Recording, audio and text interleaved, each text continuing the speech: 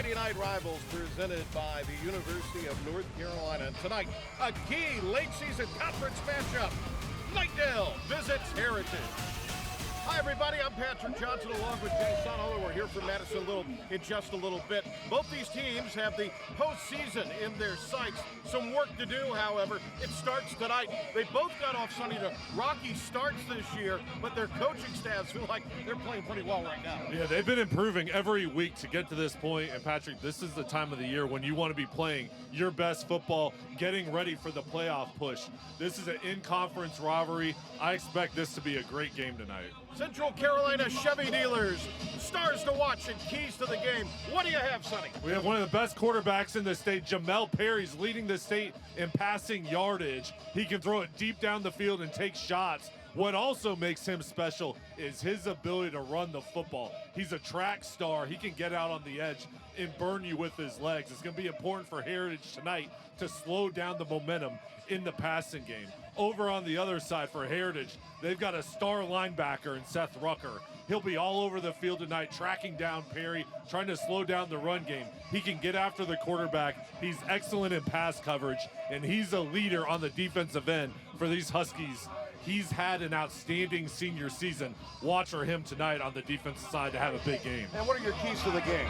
For Knightdale, it's about playing with urgency and getting off to a good start and an execution. They want to make sure they do a good job of being disciplined, especially here early on this ball game on the road. For the Huskies, turnover margin has been their focus area this week, winning the turnover battle, and then they want to play a clean ball game tonight and limit their penalties. Visit your Central Carolina Chevy dealer today.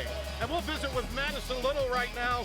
She has more of what's in stake and what's in store tonight. Well, guys, tonight is a true battle between tradition and making history. Heritage has likely already clinched their spot in the postseason, something they've done in all but 2 seasons in program history. But they come into this one with a ton of momentum after winning 2 straight and hoping to make it 3, because a win tonight would make next week's game against Wake Forest a true conference championship showdown. On the other side of the field, Knightdale is looking to make some history of their own. No player on this roster has ever made it to the postseason, and after a tough few weeks, Coach Ward says the Knights need to flush out the past and keep pushing forward if they want to get there. Winning out won't be easy, but if they do, he thinks they'll be a dangerous team come playoff time. So a lot on the line for both of these teams as we move one game closer to the postseason, and it all starts when we get back on Friday Night Rivals.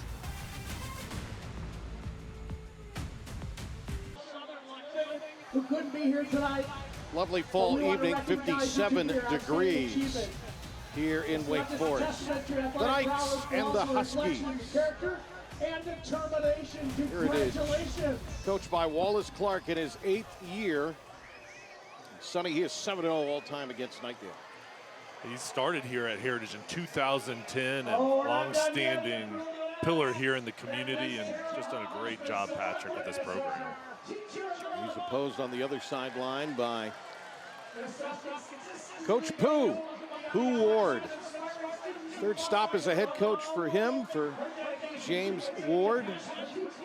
Been out of head coaching for a little bit, but back in it at Knightdale, and he really likes the junior class on this team. He didn't get hired until May. They made a great hire bringing in Coach Pooh into the program, and for him, what he's going to be able to build with this Knightdale program. He's excited about their future and really how they've been coming along throughout this season. So Knightdale won the toss. They deferred, and they're going to kick off here in just a moment. It'll be Kevin Benavidez, the junior, preparing to kick. Travis Holmes is back. Just saw him a moment ago. Our Legacy Construction and Roofing kickoff. Legacy Construction and Roofing, always here when you need us.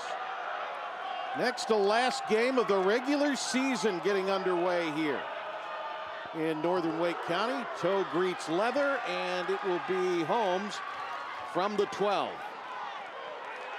Gets a seam. Holmes across the 35 and is tripped up. A nice return out near the 40-yard line. So 27 yards on that return.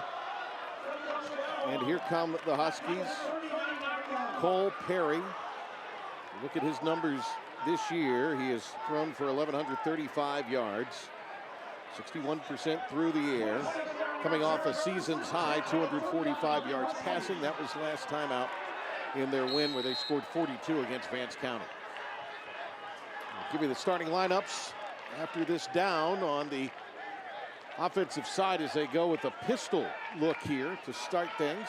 And they'll go to the air with Perry, who will dump it to his running back, makes a nice move and gets good yardage on first down out to the 49.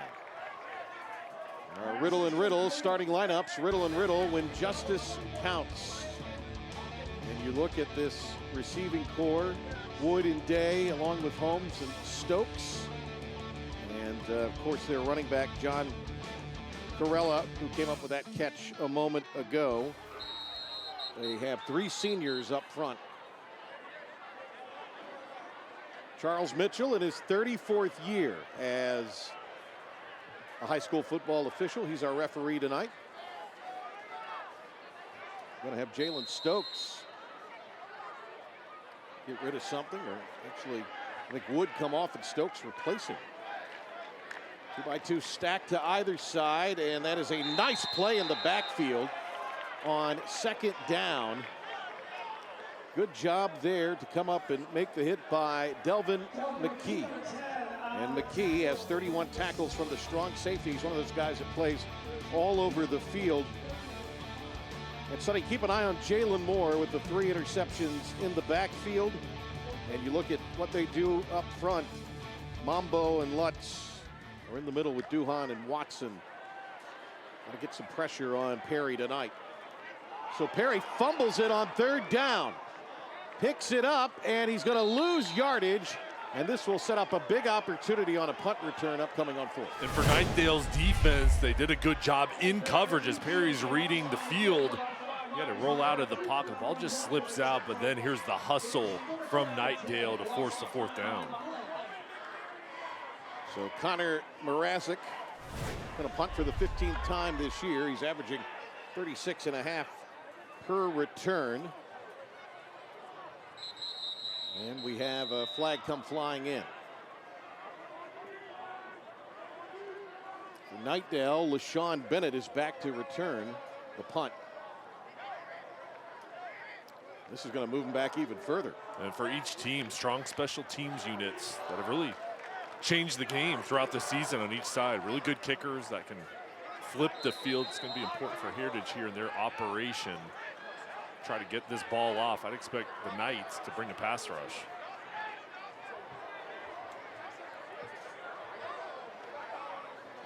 Here comes the punt under some duress. Scrapes the heavens, takes a bounce at the 45, and that'll be excellent starting field position for Knightdale coming up. And we'll get a look at the Knights offensively on the other side.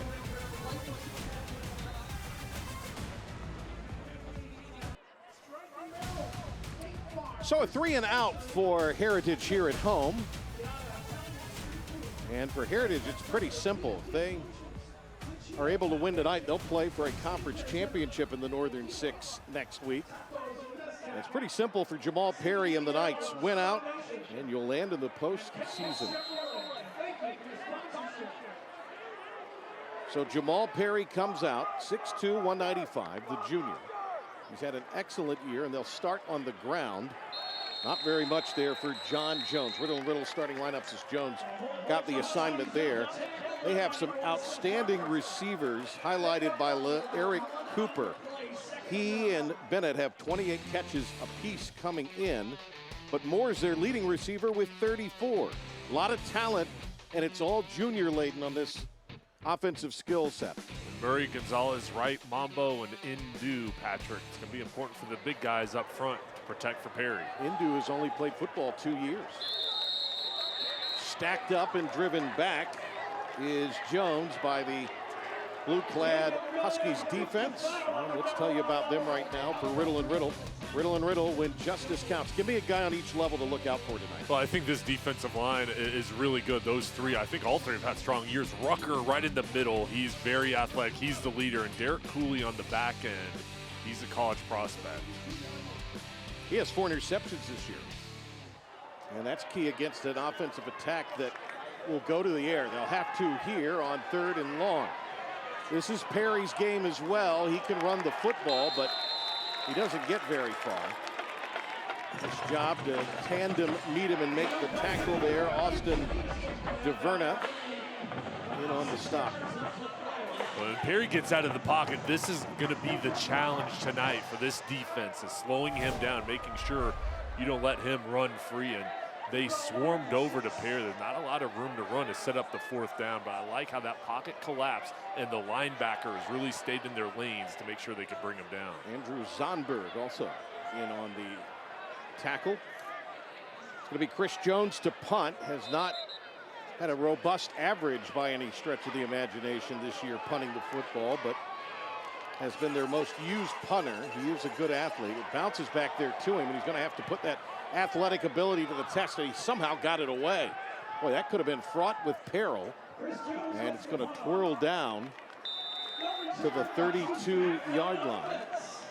So after a 22-yard punt by the Huskies, this ball lands down at the 32, and it is barely a 22-yard effort. So we'll get another look here. Jay Sonhalter at this Huskies offense. It's a group that's coming in, averaging 263 yards. They've actually been pass heavy. But last week ran for 145, and they've run for over 120 yards a game over the last 3, including 5 rushing touchdowns. So that part of their game is starting to gin up a little.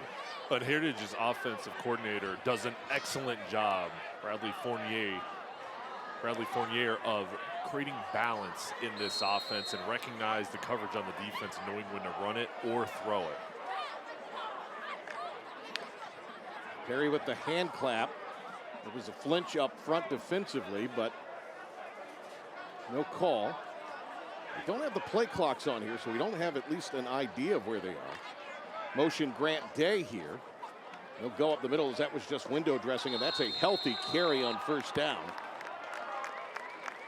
Up to the 37, a gain of 6 for Corella, who's coming off an 89-yard effort last time out against the Vipers of Vance County. Corrella's very physical, running in between the tackles. You see bodies just hanging on him as he continues to fall forward, picking up extra yardage, and he's a key to creating that balance in this offense.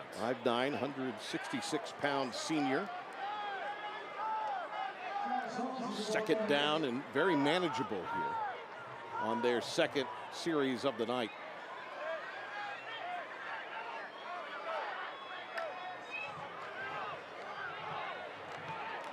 Perry trying to make something out of nothing, spins. It'll be shy of the 1st down line, but he gets it to the 41. That almost looked like a read option that was a bit of a busted play. And the Knights quickly got into the backfield. Here it is. Little communication there in the backfield, and then Perry just takes off doing what he can to make it more manageable. They're going to move the chains and say he picked it up. Yeah, that's pretty gracious. Air Experts 1st down. Air Experts Heating, Cooling, and Plumbing. Schedule your tune-up today at airexperts.com. Air Experts likes it because we get to mention them, but I think he was shy a yard. That's a good run on 1st down. No doubt about that one from Corella again. And he'll move the chains. And Corella just staying patient as the offensive line created space up front, getting up to that 2nd level. He's so dangerous when he's getting to the linebackers space, and there picks up another 1st down. And now this offense, when you can run the ball, you can mix in the play action pass for Wallace Clark. Up to the 47. Empty set for Perry. Throws it. Having to come back and get it was Holmes. And forward progress will give him positive yardage, but he's going to be dropped back near midfield. This is a very athletic group in the secondary for Knightdale. Oh no, they're not going to give him forward progress. Yeah, they're going to bring it back, but once this ball's thrown, look at the players. There's Eric Cooper, along with 3 other teammates coming over. Zayshawn Bennett as well, the senior. There he is, doing a nice job of wrapping up to force the 3-yard loss. Wow, that was a loss of 3, so it's 2nd and 13 now. Corella looking for a block. Couldn't quite spring it, but he's able to get back the yardage they lost and then some more. He's down at the 42-yard line. So now it'll bring 3rd down and 3. They're going to maybe spot him at the 43. So 3rd and 4 upcoming here, Sonny. But what that run does is it'll give Coach Fournier and also Coach Wallace Clark a lot more to be able to do offensively because they're probably in 4-down territory. I think here you've got 2 plays to pick up these 5 yards. Patient run. Very little on that far side, and a nice job by Xavier Ruffin, the junior, to come up and make the stop. Well, for this Knightdale defense, they've been improving every week. As he comes around the edge, you just see that team speed coming over to make the play. And Heritage, this being 4th and 4, they're going to send out the punting unit. Oh, there you go. We thought they would go for it, but sensing maybe a little bit of a defensive struggle early on and the clock moving here, we're going to see him punt for the 2nd time. Just a 22-yard effort last time out for Mrazek. Got that one away. Much better kick. Comes down inside the 15. And a good return here by Bennett. Out across the 35. He's out at the 37-yard line. So, another crack at it for Knightdale on the road. They've got to win out to get into the postseason, and they know it. Look at what they're going to do offensively after this timeout. Riddle and Riddle, Friday Night Rivals, presented by the University of North Carolina.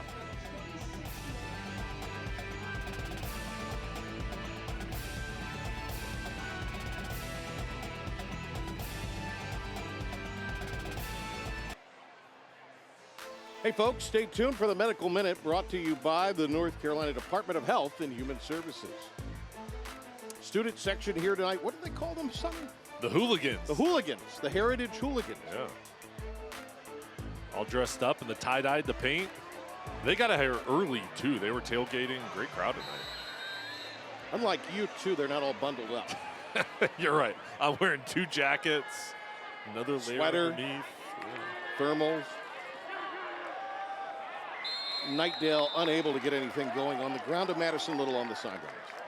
Well, guys, an area emphasis throughout the whole season for the Huskies has been this defense. Coach Wallace told us early on, he said his team was out of place, and because of that have been giving up big runs. And just now when his offense was on the field, this coaching staff pulled aside the linebackers specifically and told them, focus on you, do your job. You have people behind you. You do not need to be a hero. So already seeing signs of them trying to settle down this defense and work on what they've been focusing on all season long. Who Ward calls the plays offensively, and Bob Britt, the old Rosewood head coach, is kind of his eyes in the booth. They're going to go to the air this time. And I was just about to ask you, Sonny, as the catch is made by Jalen Knight, his 20th reception of the year. It seems like they're trying to establish the run to get going. I'm a little surprised they didn't come out slinging. Yeah, I think they're trying to run the ball to get those linebackers' eyes moving forward, that first step coming forward in the run game, and then they can throw the ball over the top. But this is a group that can throw it at a high level. They're just looking for that balance here tonight. Pick up of 6. Over the middle, it's dragged in. It'll be a 1st down and more down the sideline. Knightdale into Huskies territory. What a catch by Moore, and the run after before he was dragged down by Brian McCoy, the junior safety. Jalen Moore is so athletic, and there's a chemistry between Perry and Moore on that drag route. He hit him right in stride, and then he just took off with the big game. Air Experts, 1st down. Air Experts Heating, Cooling, and Plumbing. Schedule your tune-up today at airexperts.com. There's Jalen Moore. 345 yards receiving coming in. Had a 6-catch effort against Inlow earlier in the season.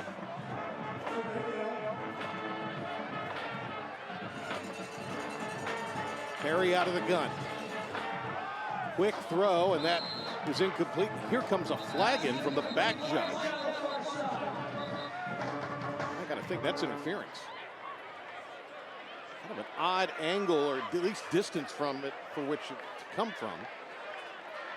And Charles Mitchell, the veteran. And it will be defensive holding. Well, I don't think.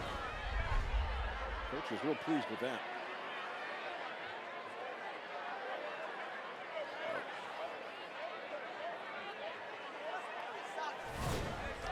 What do you think?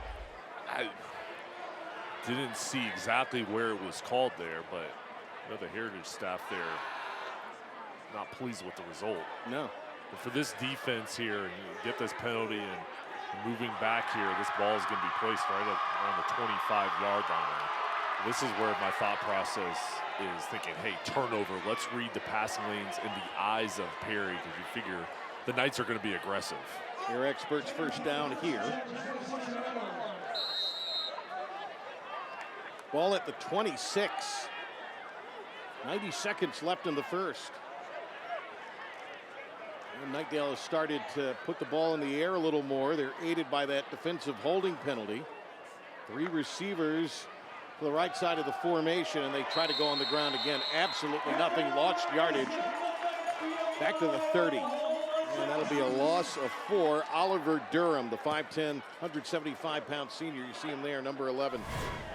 One of those in on the stop. Well, Durham comes in right off the edge, unblocked, and then up the middle, too. There was pressure right up the gut. This defense playing very sound, fundamental defense, staying in their gaps. They run a 3-4 defensively.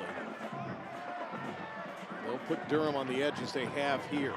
He'll drop back into coverage on second. Pressure, running, now pressure from the front.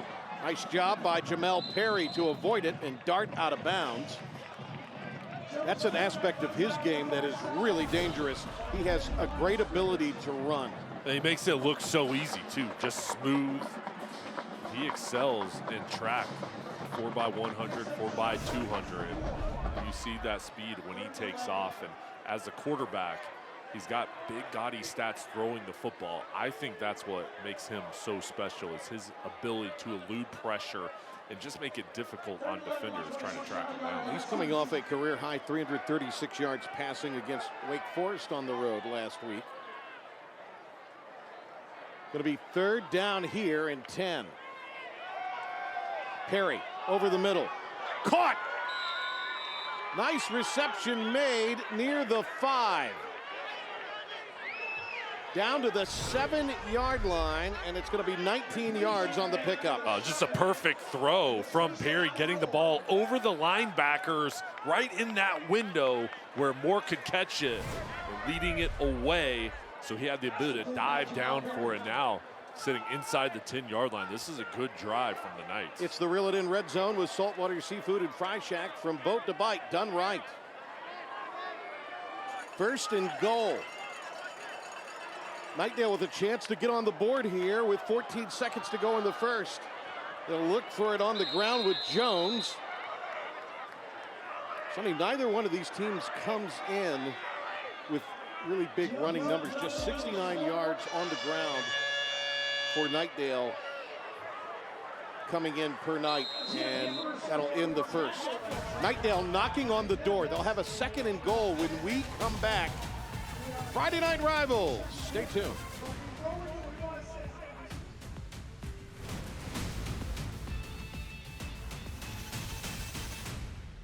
Check out the Stars and Strikes game summary for the first quarter. Get away and play at Stars and Strikes in Raleigh, NC, located on Capitol Boulevard.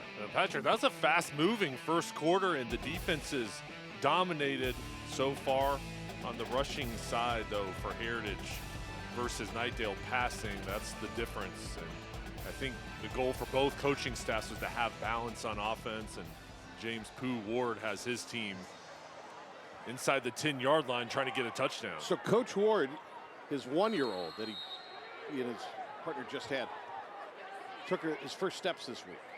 Big week. James Ward the 4th, but they call him PJ, which is Pooh Jr. And PJ the broadcast. We talked pregame that you would give his son a shout out. I just did. Uncle Patrick. Yeah, Uncle PJ. So we got Pooh, Coach Pooh, we got PJ, as they call him, and then Uncle P. Uncle P. Manning. He's proud of his son. Imagine he'll be a football player here in the program in a couple years. Right now, his team out on the field with Jamel Perry's ability to run it here, you have to account for him running if you're a Heritage defender, because he is so dangerous and good at those quarterback design runs, or when the play breaks down and there's Seth Rucker, #1. We highlighted him in the open, the star senior linebacker. Penalty drives him back to the 12. It will still be 2nd and goal. This has taken a while to get in. Perry with double backs.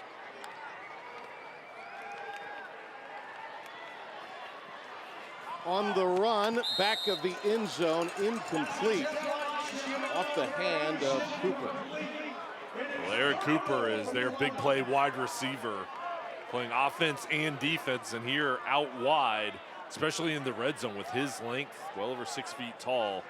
That's the guy they're trying to highlight in the passing game. Isaac Nemitz back in coverage. 6'2", 185-pound junior. He's a Division I prospect. He's gaining recruiting attention. Had over 100 yards receiving and 2 touchdowns in their opener at Southern Nash.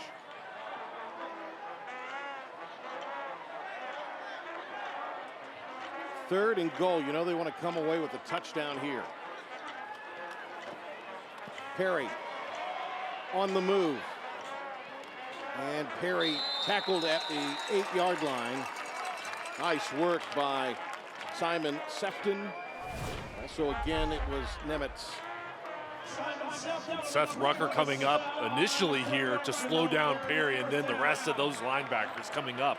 And that is a difficult play to make when Perry's out in the open trying to run the football. There's good team speed for Jeremy Fulbright and Wallace Clark here on the defensive end. They're going to take the points. It'll be a 24-yard field goal try. Should be relatively easy work for Benavidez. He has hit from 40 all 3 times this year. Has a slight angle here. Up, true. 3-0 Knightdale. They cap the drive with points and have taken an early lead a minute into the second quarter. It's Riddle and Riddle Friday Night Rivals, presented by the University of North Carolina.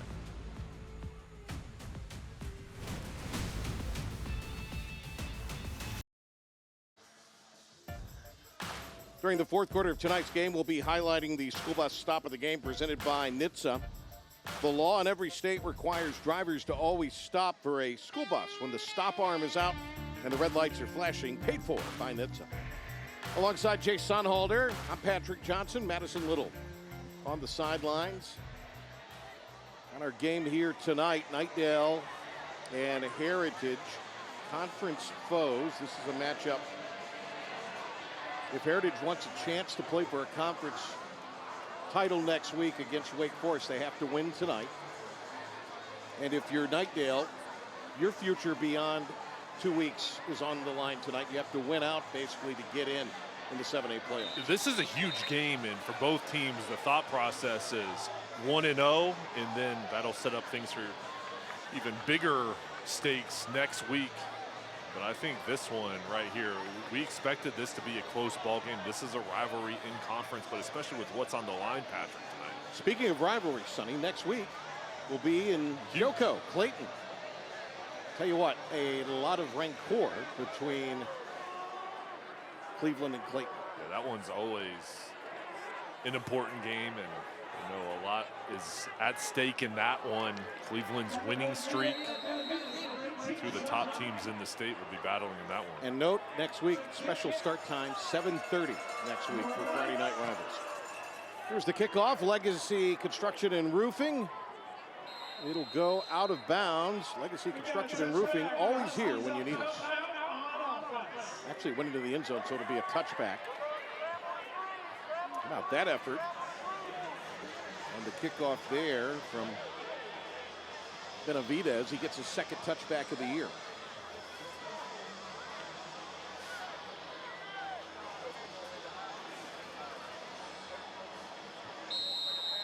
Sonny, what do you want to see now out of Heritage offensively?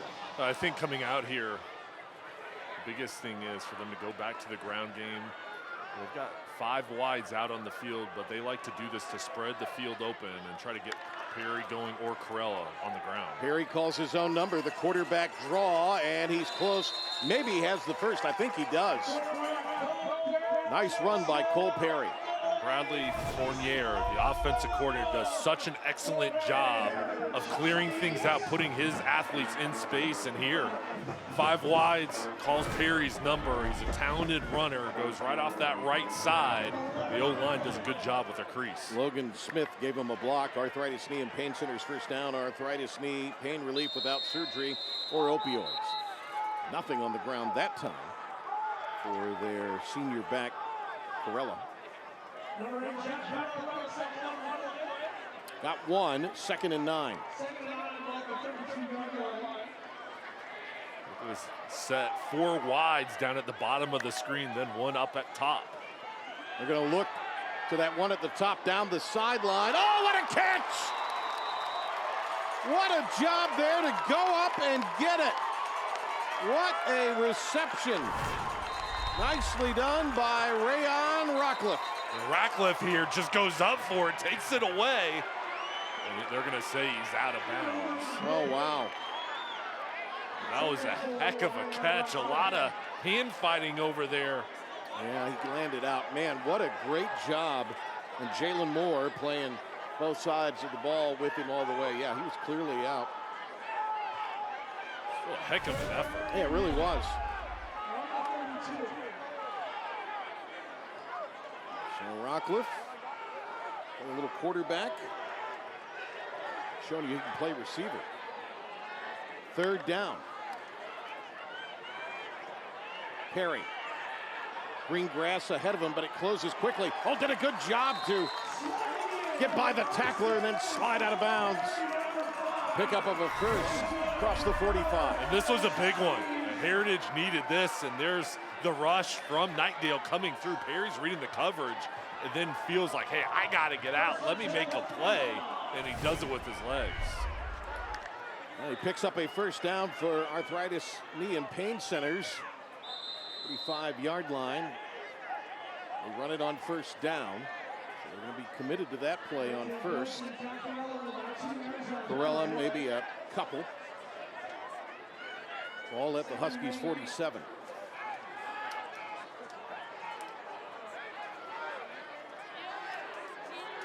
Perry out of the gun. One-on-one, off the hands of Wood. He was defended downfield by Bennett. And Owen Wood is the big play wide receiver for the Huskies, and they were going for it all to the senior. Clean pocket, plenty of time to throw for Perry. Good job from the offensive line. And the coverage is there, but that was a deep post route, and I would expect Heritage to go back to that, seeing there was an opportunity for a big play. 3rd and 8.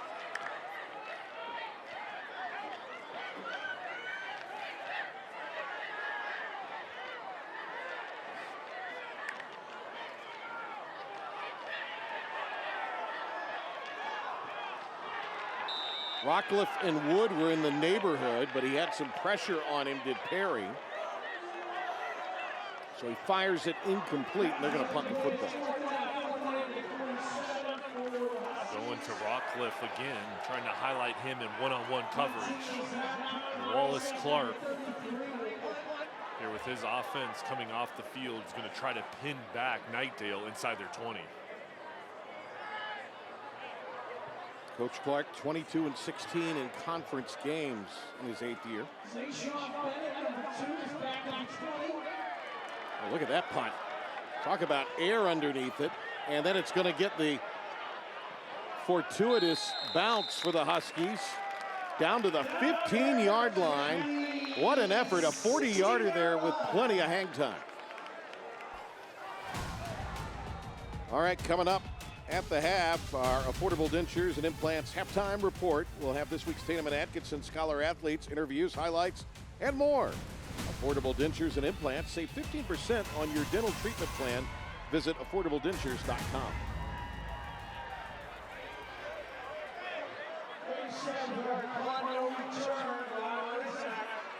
That was a great job from the special teams unit of Heritage, flipping the field position, forcing Knightdale about 85 yards here if they want to get in the end zone.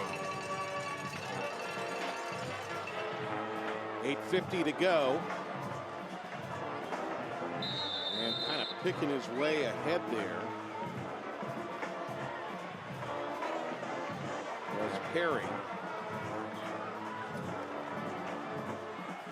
And he got a really good gain, all things considered. He picks up 6. And Pooh Ward talked with us, Patrick, just about the talent in this offense and the whole team, but what this group can do. It's a junior-heavy offense, and these guys growing together have showed so much this year, and Perry looks to finish strong this season and will be back next year as well. Got nearly 30 juniors. Yeah. And you know, another thing that bodes well for Knightdale's athletics future is they have their biggest freshman class ever in the history of the school this year. Perry escapes. Perry gets rid of the football. Here comes a flag trailing the play. Likely will be a hold.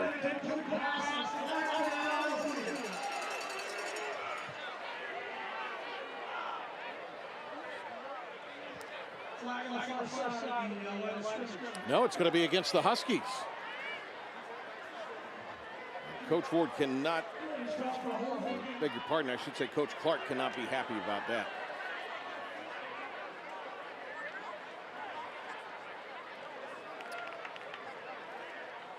They pointed the direction of Heritage. We'll see. Are they reversing? Let's see. Yeah, it is against Heritage. They're going to say it's on the Huskies. So it's going to create a first down. Hands to the face is the call. So that is the second time that a penalty has really aided a Knightdale drive here in the last 2 possessions. And they'll take it because that gives them now some room to breathe. They have the ball out across the 30. Well, we talked in the open of the broadcast about a focus area of the Huskies was limiting penalties, and a couple have gone against them, have hurt them with automatic first downs.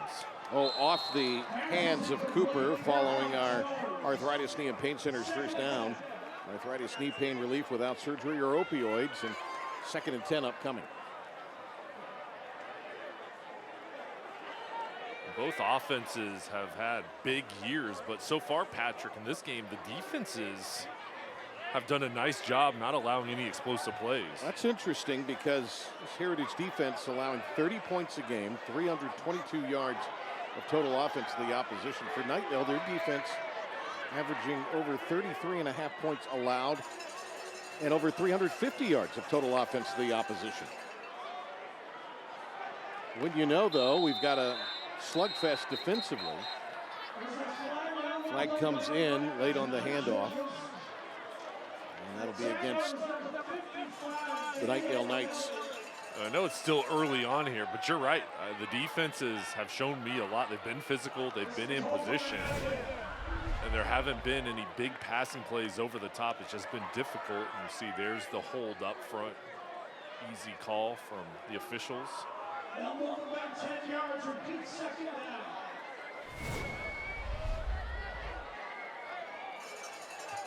Coach Ward calls the offense for Knightdale and does such a good job of springing those big plays. 2nd and long here. His quarterback's going to have to be careful. From the 22. Downfield, intercepted. It's going to be picked off by Holmes. Here he comes to the near side, and Holmes trying to pick up blocks, cuts it back the other way. Holmes still on his feet. Holmes, will it be a pick 6? Yes, it will.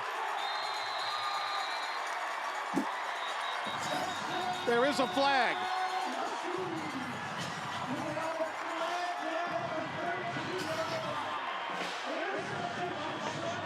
So Holmes with the pick, his 2nd of the year.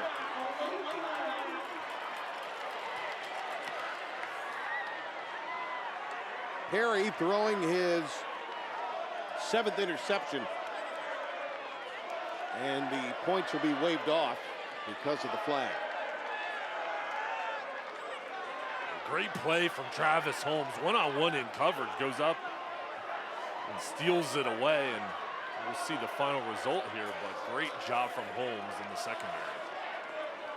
They're going to wave the flag off. So count it. Give number 6, 6. And that's going to be a touchdown, a Crossroads Ford touchdown for Holmes, the pick 6. Crossroads Ford, the Ford store that gives you more. Holmes only a sophomore, going side to side here on the pick 6. Look at the juke to get away from the pressure, and then goes all the way back to the right side. His team needed a big play. That was outstanding from Holmes. Coming right at you, there's the extra point. And that will be good. Ryan Birch on his 12th PAT punch through of the year. The pick 6. And the sensational sophomore Holmes puts his team on the board. 7-3 our scores. We wind down things here in half number 1.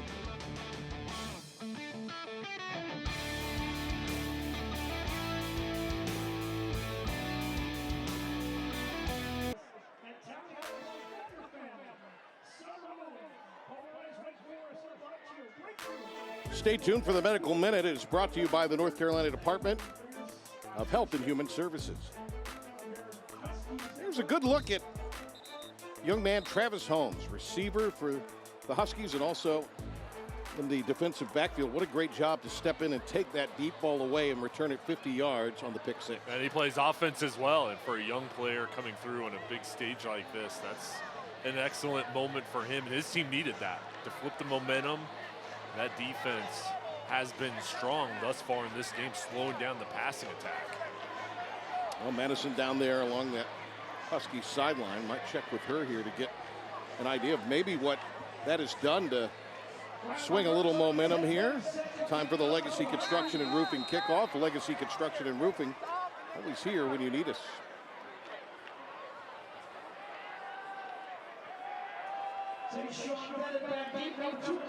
Uh-oh. That's going to bring a flag. I thought they were running something there a little funky to maybe try to compel Knightdale to think they were going to go on sides.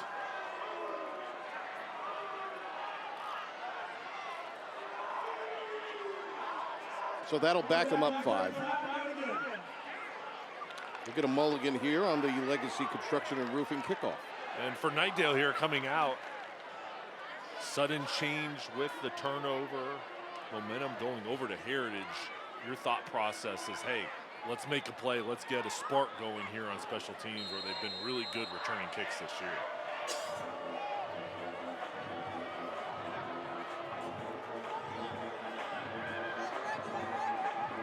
Ryan Birch.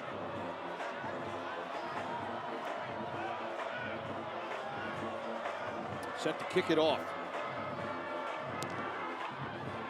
Good leg in it. Comes down at the 12. And the return by Bennett. Bennett as a flag comes in. And we'll see what that's all about. Right now, here's Madison. I got to imagine it's a little more of a celebratory mode now after the pick 6 on the Huskies sideline. Yeah, Travis Holmes getting a lot of love from his teammates down here. Everyone is all smiles. But guys, the biggest message so far, and I think one that is important to talk about, is this coaching staff encouraging these players to stay moving. It's about 48 degrees down here on the sidelines, and he does not want his teammates and he doesn't want this team to get cold and get stiff. So that's been a big emphasis, and celebratory movement counts as movement, guys. So they're all about it. How are you doing, Madison, in the chill as a Florida native? It is definitely quite chilly down here. The athletic trainers have some hand warmers that I might have to bum in a little bit, but I'm doing good. I'm sure you guys are enjoying your warm press box. Can you bring some up to me? Not that warm. Well, we got the window open, which you know is my move. Yeah. All the years we've done games, I got to have a window open, or we. I think it'd be a nice gesture if maybe you got me some hot chocolate at halftime since this window's open. Yeah, my Can treat. you do that? I'll be happy to. Thank you. Oh, that was overthrown. Wanted Dawson Mack did Perry. So you've thrown an interception. If you're Jamel Perry, what do you got to come out and do? Well, I think here you come out, and I think they've got to run the ball just to settle down the offense, try to go back to the ground game, and try to get some traction there.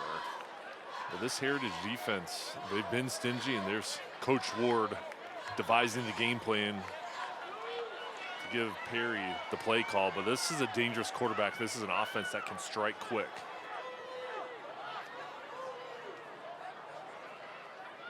Play sheet is digital. They've got the monitor down there to look at film between plays. Perry getting rid of it. It's going to be another interception.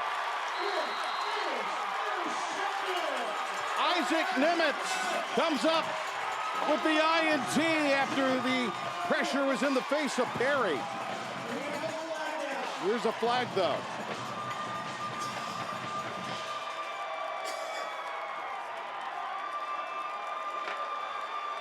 They call grounding, but it's going to be declined. And then Nimitz, he gets the turnover chain. Give him the chain. Here's the pressure right up the middle. Coming to the face. There's Nimitz picking it off, but initially that was Gabe Roberts, the defensive end, along with Kevin Palma, and then Nimitz, perfect position, just gets his hands underneath it, and the senior linebacker making a big play. And that's going to be an easy 6. On the ground, the Huskies strike quick. Corella to pay dirt for the 7th time. And that will be a Crossroads Ford touchdown. Crossroads Ford, the Ford store that gives you more. Well, the defense, with the turnover, it sets it up for, hey, just keep it on the ground. They keep it to their senior, Corella. Finishes off the drive, getting into the end zone. That offensive line doing their job with Tidrick, Smith, Arnold, DeVerna, and Tarver clearing the path up front. Birch's point after counts. A couple of turnovers have led to points. Back-to-back interceptions, and it's 14-3.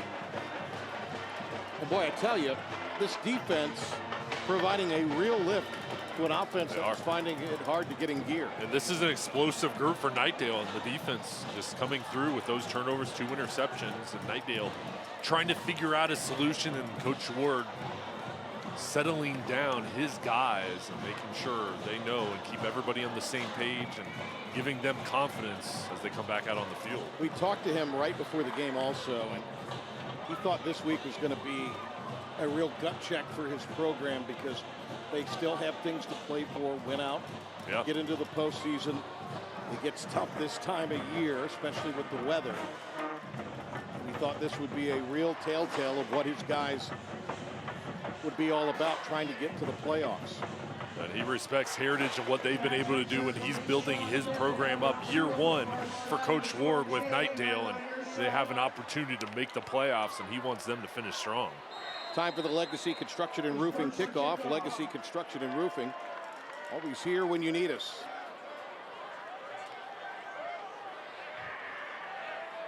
So now they stack them up on the coverage team.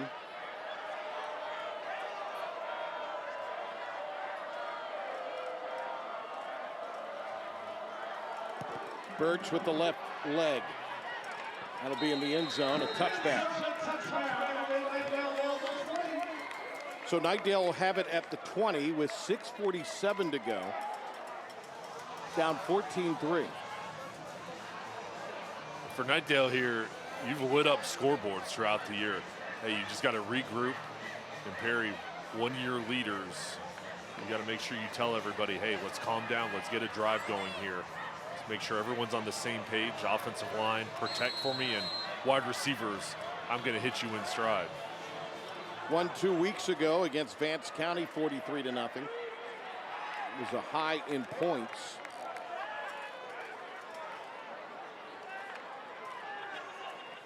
They've had a lot of close games. They get a good run on first down. Nice carry by Jones. And I like how Knightdale starts off the drive on the ground. Let's reestablish the running game.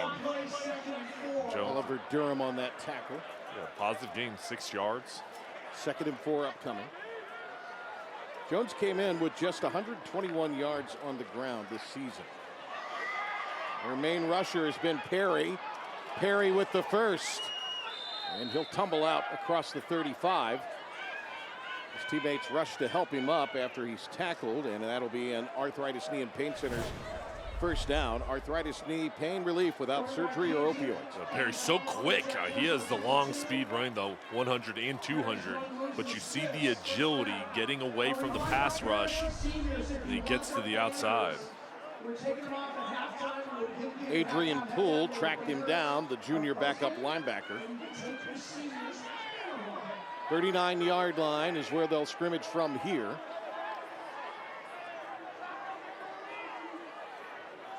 Couple of turnovers in this game, and that'll be a pass off the hand of his intended target Moore, who had lined up at a wingback. So 2nd and 10.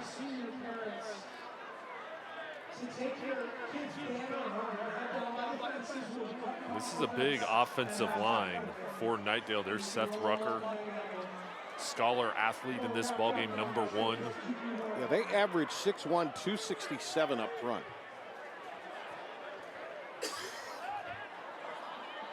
Second and 10. Perry darts ahead. First down and more as he goes out of bounds.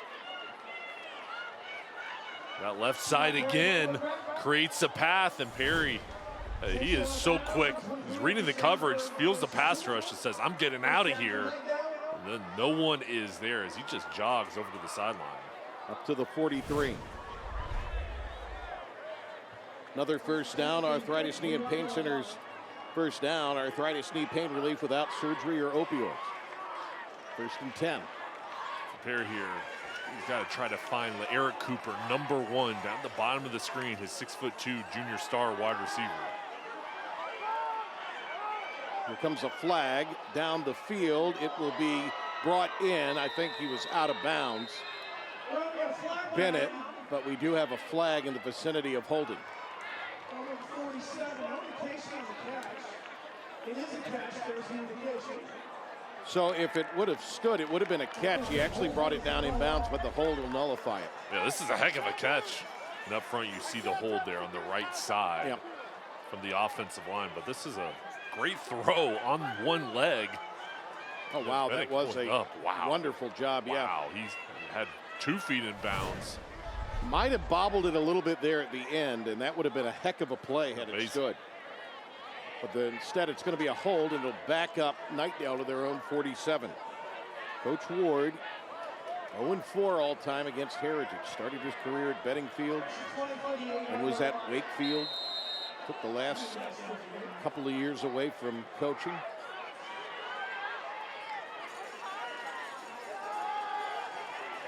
Sack, and he's going down is Perry.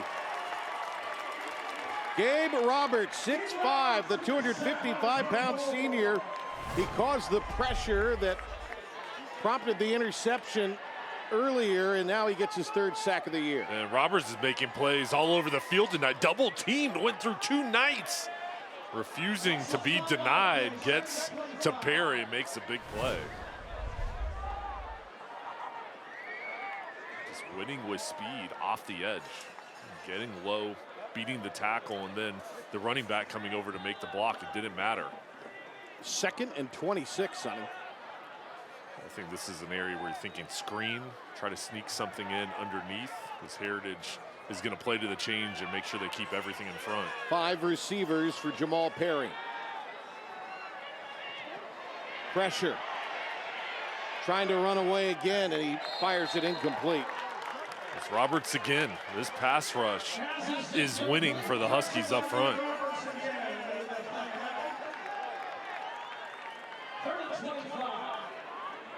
Got a little help there as well from Chad Tyree.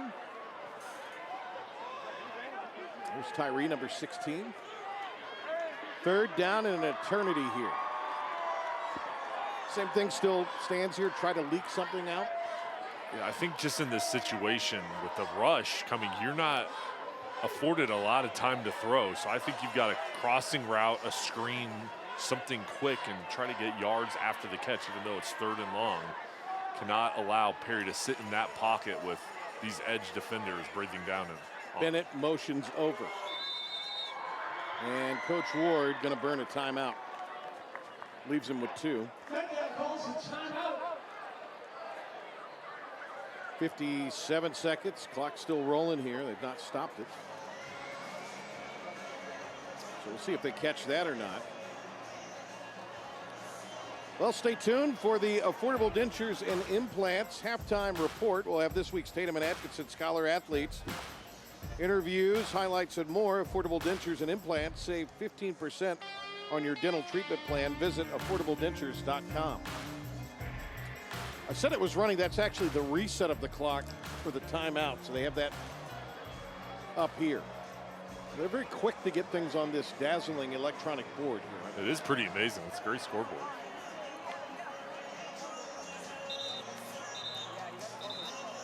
There it is.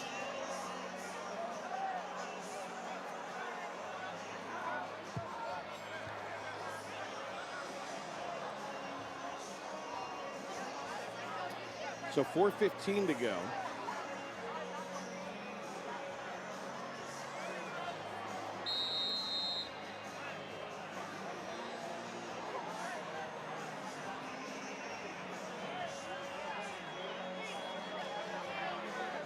Knights will be at home next week to play East Wake.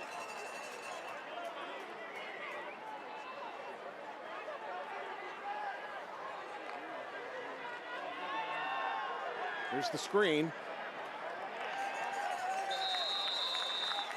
Able to get it across the 45. It was almost like Heritage was expecting the screen there. Not fooled 2 defensive ends rushing upfield, but then middle of that defense with the linebacker staying in position, staying at home to make the play.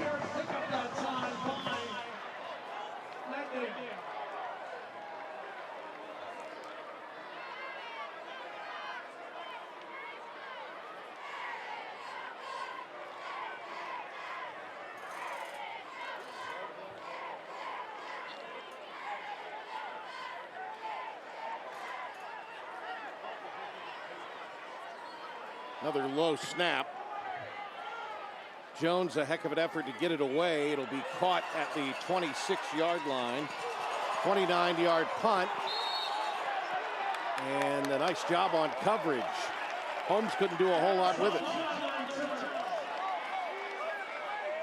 It's a stiff arm twice there. See as Holmes, the sophomore who had the pick 6 earlier, goes to the left side. There's a stiff arm. What power, then does it again as he goes out of bounds. We got about 7 on the return. He's impressed me with his effort. He doesn't come off the field. Gets a break here, but he'll play wide receiver, defense, and in special teams. 3 and change remaining in the first half.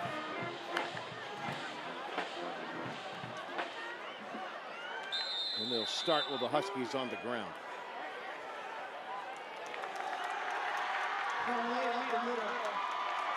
I think the goal for Heritage on this drive and their excellent offensive coordinator, Bradley Fournier, is let's score a touchdown, but also let's use this time and limit any opportunities for Knightdale.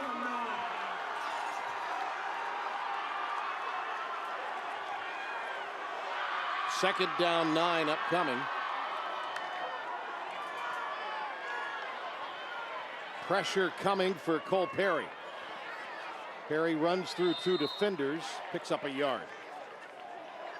So 3rd and long, good coverage downfield as well for Knightdale. Yeah, the secondary in position, and now a situation coming up for Knightdale. If you can get a stop here, I think you use the timeout and give your offense some time to try to get another drive going. 3rd and long, you have to know where the chains are, and the goal on the defensive end is trying to get a pass rush on Perry, but get a pass rush on Cole Perry, but keep him in the pocket.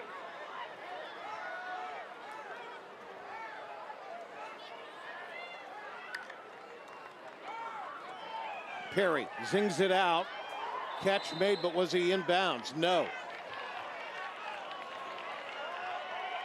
So another really nice job to reach out and bring one in for Rockcliffe.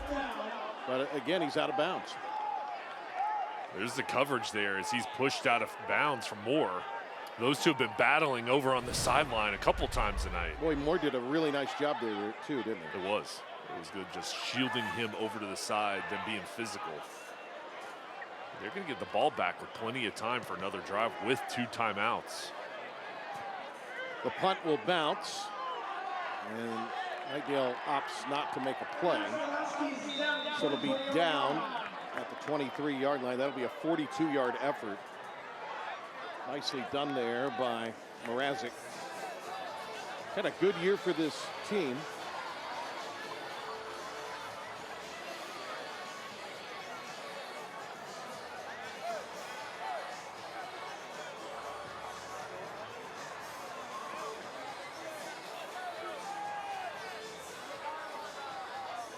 So 1st and 10 from the 24-yard line. Perry has a couple of interceptions he's thrown in this game, including a pick 6 to Holmes of 50 yards. Quick throw here on 1st. That short passing game can be your friend as well. Yeah, and they're the Huskies flying over to make the tackle, but I think your goal is, hey, let's not allow this pass rush to get into Jamel Perry. Let's get the ball out quickly and trust our wide receivers to break something open and get yards after the catch. Moore on that last reception. Perry gonna pop it out, and it's Moore again. Plenty of room. Moore looking for the sideline across midfield, and he's out of bounds. But there is a flag back at the line of scrimmage. And that's going to be roughing the passer. So you add that to this. Durham made the stop downfield. As Perry's reading it over on the left side, just trying to buy time, and there was the late push, the roughing the passer, and then you get him out on the run, he's going to make something happen. That is a little bit of a tough break for the Huskies.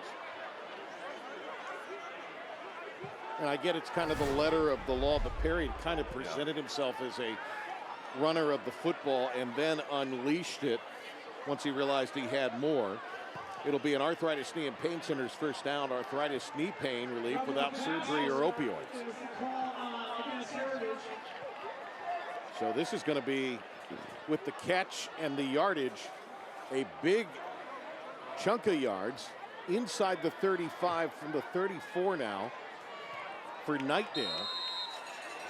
Trying to draw closer here with 1:05 to go, and they have 2 timeouts. Yeah, and you can run the ball in this situation, plenty of time. Playbook wide open. Perry brought down at the 30. Well, Jamel Perry has had some gains tonight, especially on that left side, but I think Heritage, for the most part, has been able to contain on him and not allow him those big plays that he's been known to break.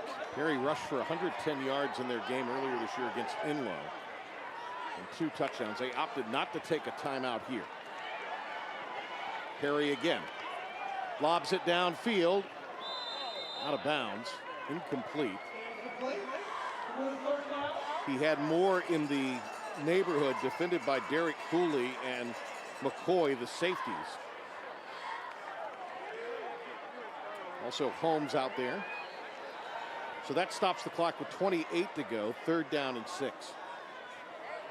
I think your big play wide receiver, Eric Cooper, an opportunity with his frame, 6'2". Try to find him in one-on-one coverage. So the ball's on the 29. Pooh Ward told me this week that if they could get it from the 30 on in, they feel really good about their kicking game. So that's just something to keep in mind here as well.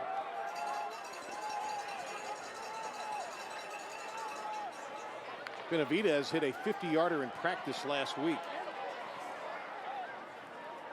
Perry escapes out of bounds. Stops the clock with 19. We'll see if they elect to bring out Benavidez in this situation. Perry just trying to create, but there's the rush again up front. the Huskies have been able to get into the backfield, and he just has to get out of bounds. Septon pushing him out. Actually lost yardage, so it's going to be 4th and 8. The offense will stay.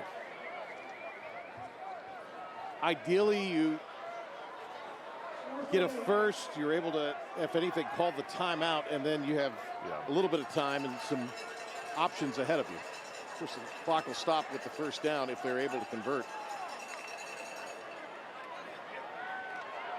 Pressure coming. Perry, then mid up front, and he'll get sacked, and they'll turn it over on downs. Rucker comes up with his 3rd sack of the season. Seth Rucker has just been all over the field. There's a delayed blitz, and he just shoved the offensive lineman and then flies through to bring down Perry and get the sack, the senior leader coming through on the defensive end. Take a crack at it here if you're the Huskies? Why not? I say go ahead, throw one up, see if you can break it open. If anything, you might get a penalty downfield.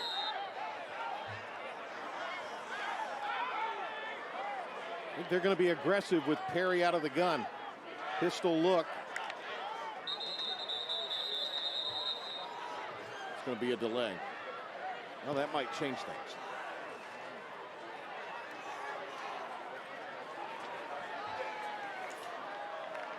They're going to say it's on Knightdale. So is that maybe trying to replicate a call or a clap or something? It could be.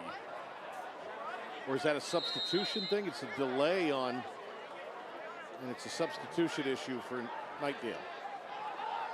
Well, that makes things even more challenging now for the Knights.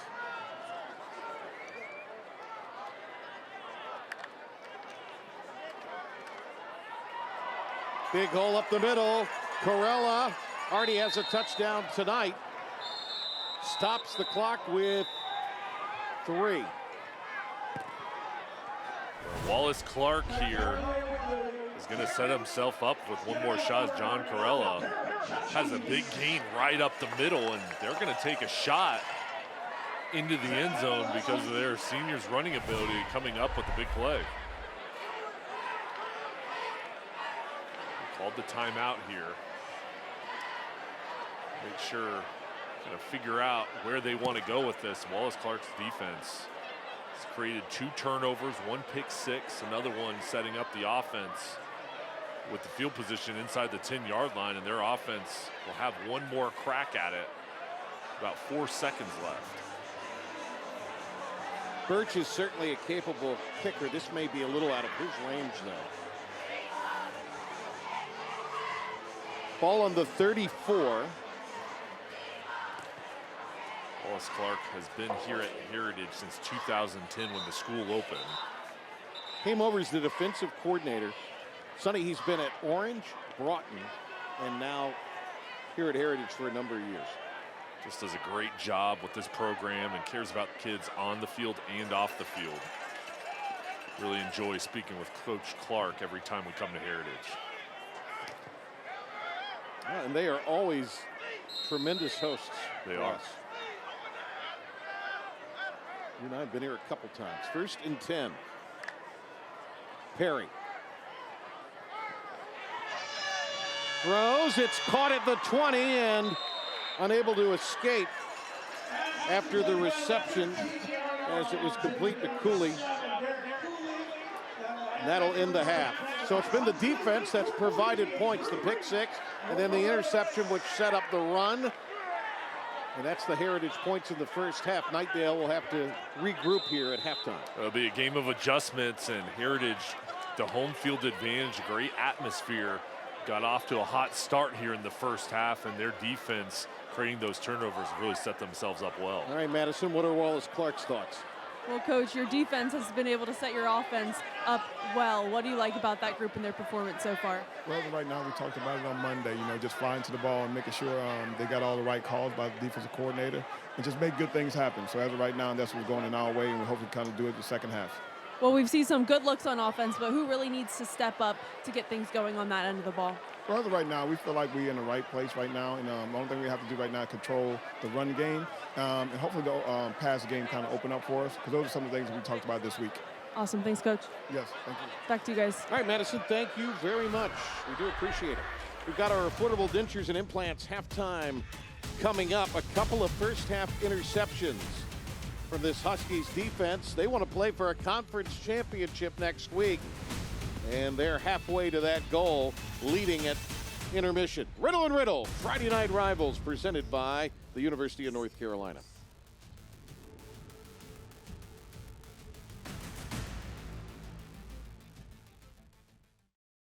You're watching the Affordable Dentures and Implants Halftime Report. Save 15% on most dental treatment plans, $1,000 and more, at Affordable Dentures and Implants. Visit affordabledentures.com. And now it's time for the Tatum and Atkinson Scholar Athletes of the Week. Presenting the award for Tatum and Atkinson is Season Atkinson. Tatum and Atkinson is proud to present the Friday Night Rivals Tatum and Atkinson Scholar Athlete of the Week from Knightdale High School. The Tatum and Atkinson Scholar Athlete of the Week is Jalen Moore.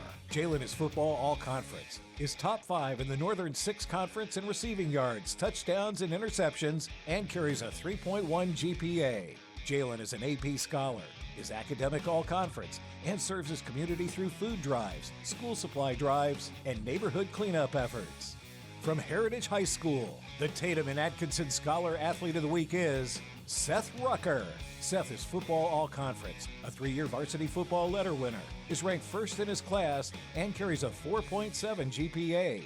Seth is Heritage Football's Special Teams Player of the Year, is an AP Scholar with distinction, and is a member of National Honor Society and Science National Honor Society. Seth serves his community through Miracle League, is a Sunday school leader, and is a peer-to-peer tutor. Congratulations to our Tatum and Atkinson Scholar Athlete of the Week. This All-Star is now entered for a $5,000 scholarship at the end of the season. Tatum and Atkinson. Injured in a wreck? Call the heavy hitters. Once again, congratulations to our Tatum and Atkinson Scholar Athletes. We'll be back right after this. You're watching the Affordable Dentures and Implants Halftime Report. Save 15% on most dental treatment plans, $1,000 and more, at Affordable Dentures and Implants. Visit affordabledentures.com. And welcome back. I am now joined by the principal for Knightdale High School, Derek Baker. Derek, you moved down here 3 weeks ago. You're fairly new to your position, and you said earlier you saw fireworks at a high school game a couple weeks ago. You're witnessing senior night. What has impressed you most about North Carolina high school football? Just watching the football games, the amount of talent that these students are having, and then seeing the whole community and all the towns come out to join them and celebrate them. And the bands are outstanding. I'm in the stands dancing with the other schools' band. So it's just been an outstanding experience. Like you said, the fireworks, I've never seen that in a high school game, so North Carolina is where it's at. Well, I love it, and your program is growing. You have a huge freshman class at your school. How important is it to get that team and that program exposure on Friday Night Rivals? It's extremely important. We talk about being noble. We say no excuses, O for ownership, B for be kind, leadership and engaging. So what they're understanding is that any exposure allows them to be able to see like top-notch games, top-notch things. So let's go ahead and see our students. It's a great experience out here. And guys in the booth, he's not cold at all. Moved from Buffalo 3 weeks ago, so he's laughing at my gloves in my pocket, but I'll send it back to you guys. We'll be back with more right after this.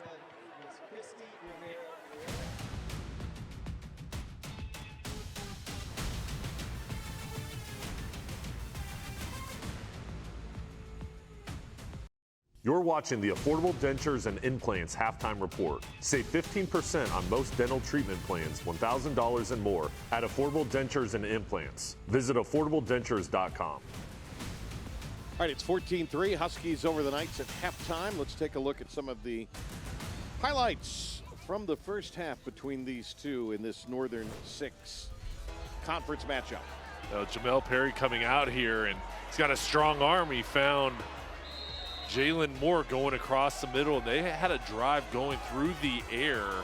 Efficient, very effective, and it resulted in a 3-0 lead with the field goal. Penalty put him back on 2nd and goal from the 12, and that resulted in the 3 points. Then there was this Mistake deep out of their own end, and Holmes with a pick six. Yeah, he did a good job tracking the ball down and then making something happen. Take it all the way, zig and a zag. He gets into the end zone, and the Huskies defense stood strong on this one, and they continue to play really well throughout the first half. And that, on the next possession, pressure led to this interception. And good job there reading it. Isaac Nemetz, the senior linebacker, set up his offense inside the 10-yard line, and then a quick handoff to John Carell, and boom, another touchdown for Heritage. Well, let's check out the Stars and Strikes game summary for the first half. I have. Get away and play at Stars and Strikes in Raleigh, NC, located on Capitol Boulevard. 64 yards passing for Knightdale. Heritage with 92 on the ground. Those total yards are about even, but those 2 turnovers loom large. Yeah, that's the difference, and everything pretty even, but the turnovers can change a game, and for Heritage, they want to keep up that defensive pressure. Knightdale, they want to clean it up and play a cleaner second half. Each year, the Shrine Bowl of the Carolinas brings together the very best high school football talent from North and South Carolina. Rivals turn teammates, all for a great cause. Jay Sunhalter takes a look at the local standouts who earned the honor of representing North Carolina this year at the Shrine Bowl. The East-West Shrine Bowl is coming in December, and here are the local selections from the Triangle. Jalen Battle, a defensive lineman from Sanderson, is a tone setter in the trenches with incredible strength and a quick first step. Marcus Williams, a defensive back from Sanderson, has excellent size with experience at corner, safety, and playing in the box. Alexander Chapman Evans, athlete and low, a world-class track star who translates his speed to the football field. River Fiore, tight end Clayton, an athletic target with a huge catch radius who shows grit as a blocker. Donovan Hicks, offensive line, Cleveland, a road grader who puts defenders on their backs and clears huge running lanes. Jalen King, linebacker, Cleveland, an ultra-athletic linebacker that hits, covers, and rushes the passer. Logan Pulley, offensive line, Rollsville, a technician on the offensive line who's protected the blind side for elite offenses. Jalen Starks, linebacker, Hillside, a heavy hitter who's on track for 100-plus tackles this season. Congratulations to these All-Stars on your nomination, and good luck at the next level.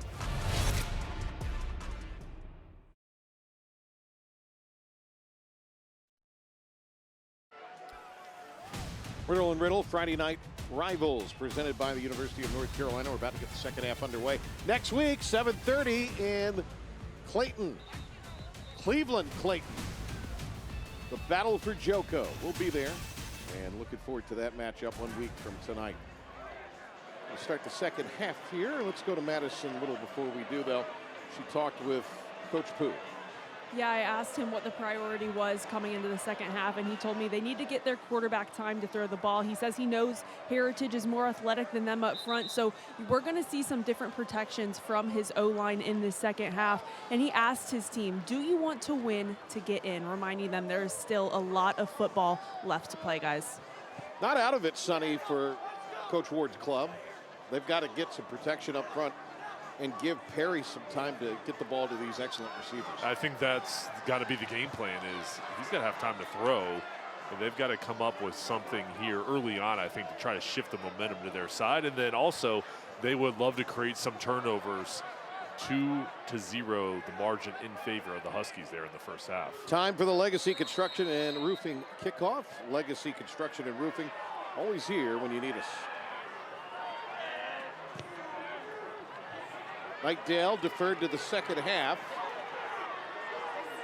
Knights on the return, and that's going to be a dazzling return out near midfield. What a job to bring it back from Zayshawn Bennett. This is how you start it off. Bennett reading the blocks up front, then you have to make somebody miss. He makes about 3 or 4 Huskies miss. It sets up his offense with field position right at the 50-yard line. See what they do at their best starting field position of the night.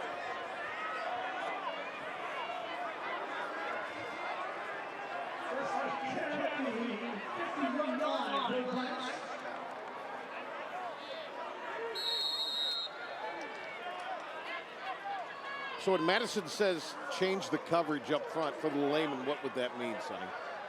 Well, I think for the offensive line, that means, hey, we've got to keep a tight end. Let's keep a running back in to chip and block. Let's max protect to limit the pass rush lanes for Heritage. They swing it on first down to Jalen Knight.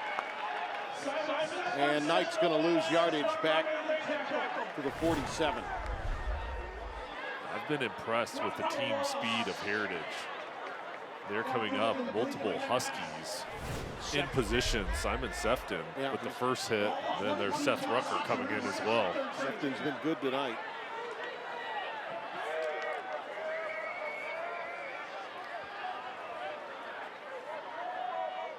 Second and 13. Knight stays in the backfield. Now he'll motion away. They'll throw the other way. Little bubble screen. Flag comes behind the play. That is Cooper getting free, and Cooper darts out of bounds. Should be a first if the play stands, but let's see what the marker's all about.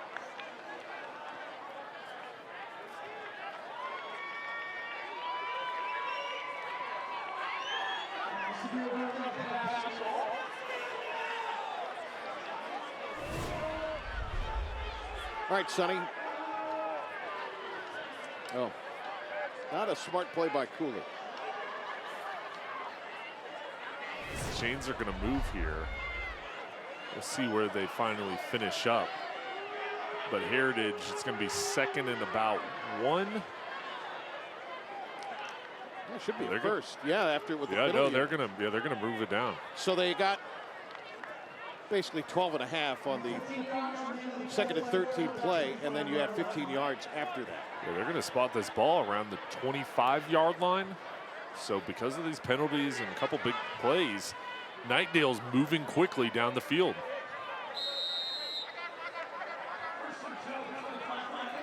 First down 10 after the penalty. Excellent field position for the Knights.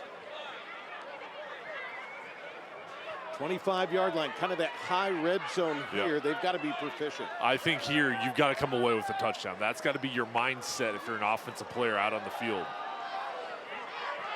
They stick with Knight in the backfield. They have Jones, they have A.J. Miller, who plays a lot of defense for them, even Caden Bowden, but they're sticking with Knight here in the second half. And here it is. Little zone read with the handoff, and then up front, the blocking is there from the offensive line. Good job getting pushed up front. Nice work. Christian Gonzalez, the backup lineman. Leading out, pulling. So this is going to be a trip to the red zone, the Reel It In red zone with Saltwater Seafood and Fry Shack. From boat to bite, done right. So a big kickoff return. The penalty after the pickup of 13 on second down. And now to the 10, to the 5, the dive, touchdown! No, they say he's out at the 5. Wow. Knight diving, I thought he got in. He wanted it, he gets around the edge. There's the blocking, good job from the offensive line. Does he step out here? Let's see. Gets it down to the 5. Oh, wow. Now that's where he stepped out at 4. They originally had him marked at the 5, but now they've spotted it at the 4, so that's a good call. Yeah, good job from the officials getting that right. The effort from Knight, though, I love it, going around the edge, following his blockers. Perry trying to lead them to their first touchdown of the game.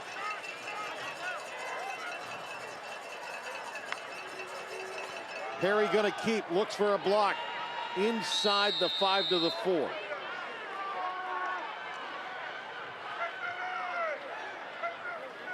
A couple of defenders were there, including Nolan Dawson up front. I think for Knightdale, just got to keep it on the ground. There's Perry following his blockers, and Heritage coming through to fill the lanes. But I think, hey, don't put it at harm's risk here. Just try to road grade and get in the end zone. Sebrick actually was in on that last stop. Oh, bobbled snap. Trouble. The defense for Heritage is there. So it'll set up 3rd and goal. These linebackers for the Huskies are so quick.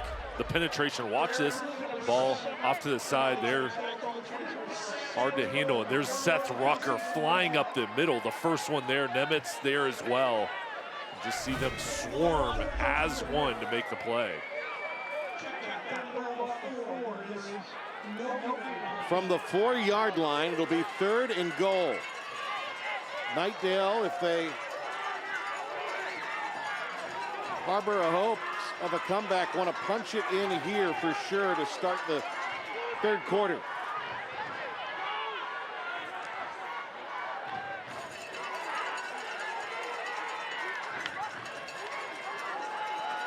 Perry again. Cut it inside, got to the 2. Defense standing strong again. I'll tell you what, they are physical. Knightdale keeping on the ground, and on that backside, the pressure is there. Again, the linebackers up the middle, making it difficult. There's nowhere to run. From the 3 is where this will go from.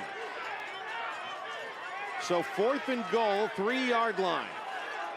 Wallace Clark has to be pleased with the effort. Needs one more for his defense to get off the field. You try to maybe sprint Perry out here. I think you got to get him on the edge. Taking some time to get this going. Give him a run-pass option.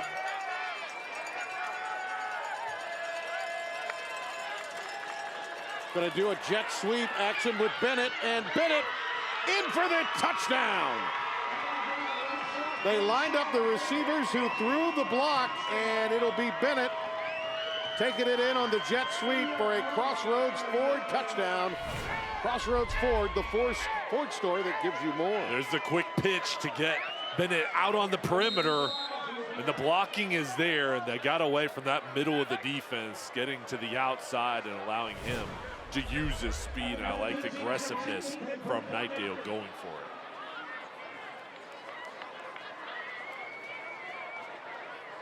So an opening drive that results in 6. And it's going to be blocked. Great job by Rucker and company to block the point after. What effort.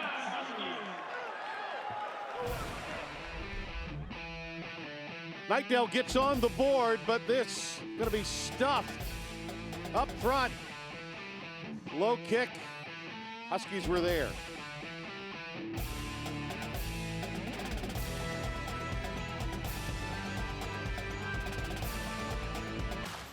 .50-degree night here in Wake Forest. Stay tuned. Later on in tonight's game, we'll be highlighting the school bus stop of the game presented by NHTSA. The law in every state requires drivers to always stop for a school bus when the stop arm is out and the red lights are flashing, paid for by NHTSA. I think maybe that pick 6 or maybe that block point, depending on what happens, could be something. Husky Stadium.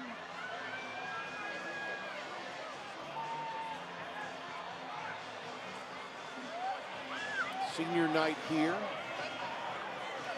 And we've got our Legacy Construction and Roofing kickoff. Legacy Construction and Roofing, always here when you need us.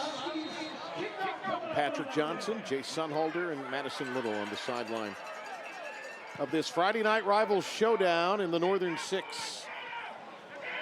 Holmes off a bounce. 9-yard line. Picks up a block, trying to turn the corner and gets clubbed at the 20.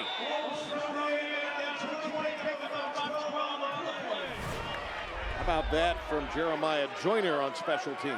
Holmes, so fast, reading it, thought he'd get to the outside, and Joyner just hustling down to make the tackle. Good effort from the junior. So Knightdale scores, and the Huskies will have their first opportunity here. They've been better on the ground tonight. Their points have come as a result of a pick 6 and then an interception at the 10. See what they can do here deep in their own territory.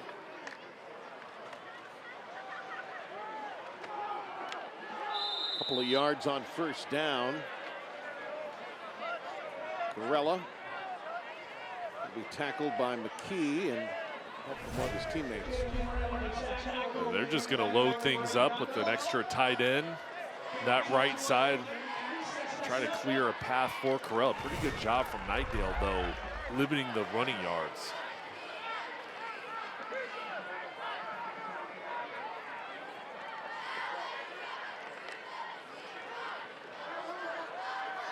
Fake the handoff, flip it out in the flats, and it'll be a first down after the reception.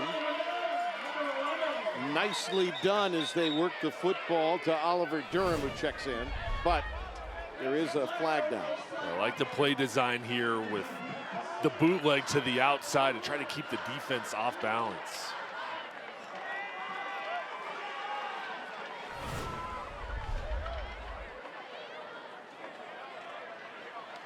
Well, they had a lineman downfield on the pass, so that'll back him up, and we'll repeat the down. It's not been perfect for Coach Clark's group here tonight. They're up 5. Their defense has kind of saved the day here, but we'll see what they'll do on 2nd and long as we near the midway point of the 3rd. Ball at the 18. That might be against the Huskies. Nope, it's going to be encroachment. I almost wonder, and this has been a real emphasis, we've seen this in a lot of college games, with that hand clap. It almost sounded like somebody replicated it, and that was causing Knightdale to jump there.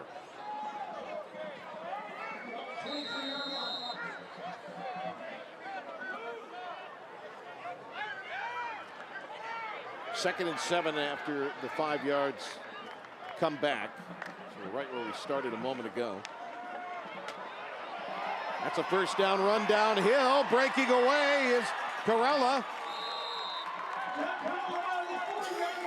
Don Corella down to the 40. He's had a really nice game. Here's Corella waiting for those blockers to pull. They set up the block on the edge, and downfield, the wide receivers, Owen Wood, Grant Day, being physical outside to help out their running back. Air Experts, first down. Air Experts, heating, cooling, and plumbing. Schedule your tune-up today at airexperts.com.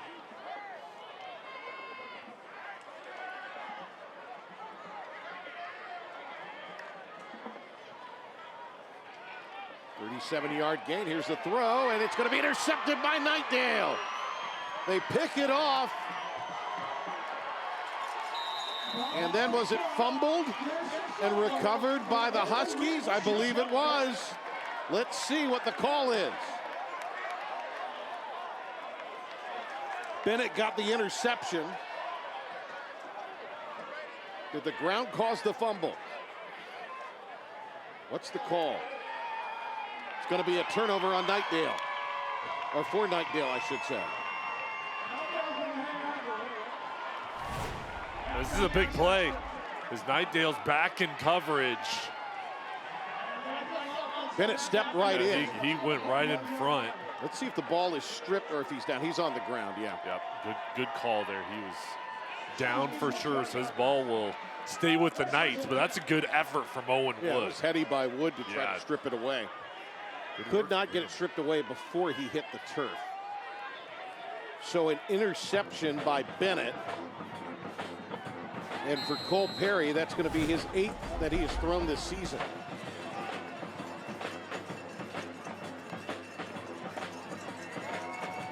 Knightdale coming in was +2 on the turnover margin, but they have coughed it up twice. Now they get an interception. And they'll come back out to work. Jones in the game picks up a couple of tough yards. It's been hard running in between the tackles. They found success when they've gotten the ball to the outside, away from that linebacking core, and they've been able to run on the perimeter. But this defense for Heritage has been physical, stopping the run and just limiting yards after contact.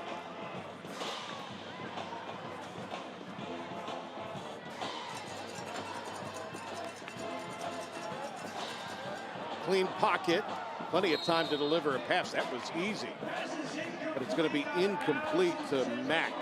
Boy, can't get any easier than that. That's a tough play for Knightdale. All right, let's check in with Madison. She's got an injury update on Jalen Knight.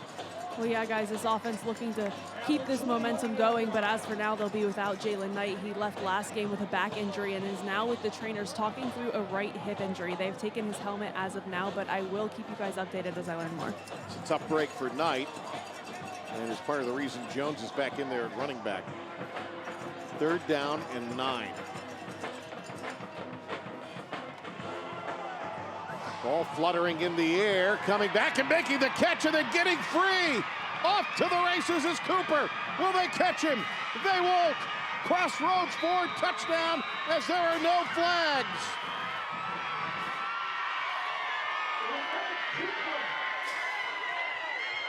Eric Cooper. 79 yards. The pass rush was there. Jamel Perry felt the pressure on the backside, and Cooper comes back to this ball, and then he just takes off that long end speed. Star Jr., 6'2", 185 pounds, has all the tools on the outside, and what a big touchdown for Knightdale. That's his 8th reception for a score this year, and the 21st touchdown pass for Jamel Perry. Touchdown for Crossroads Ford, the Ford store that gives you more. They're going to kick here to go up 2. And that time it will be good. 16-14. How about Knightdale out of the halftime break? He took a shot, did Perry, and then he took one downfield at his receiver, spinning away from the coverage, and it was a foot race. Eric Cooper would not be denied.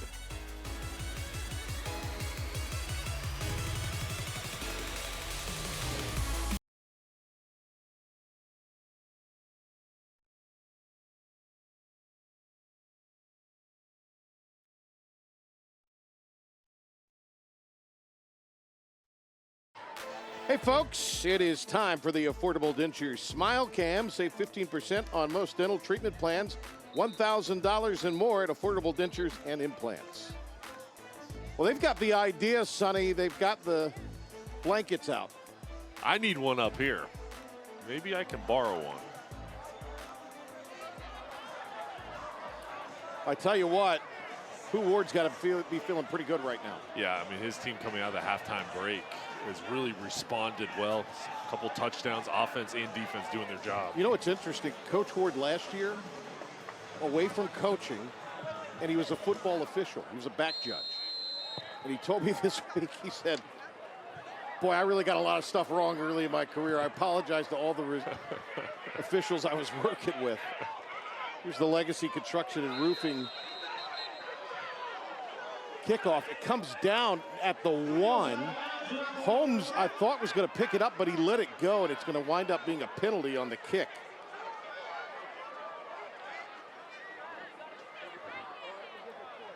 Did he pick it up, or did he allow it to trickle out? I think he allowed it out. I mean, that's the call, but let's take another look. So it's rolling here at the 1. Yeah, it's out. I don't know, Sonny. There's Down. another flag. It looks like another flag.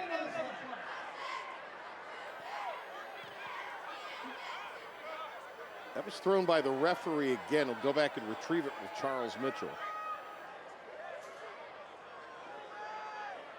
I mean, they can't go and review it, but we obviously have. Right. That's a little dicey. It's close. That's a sideline warning on Knightdale. And I think, they're really zoomed in here. Does he touch it before it goes out?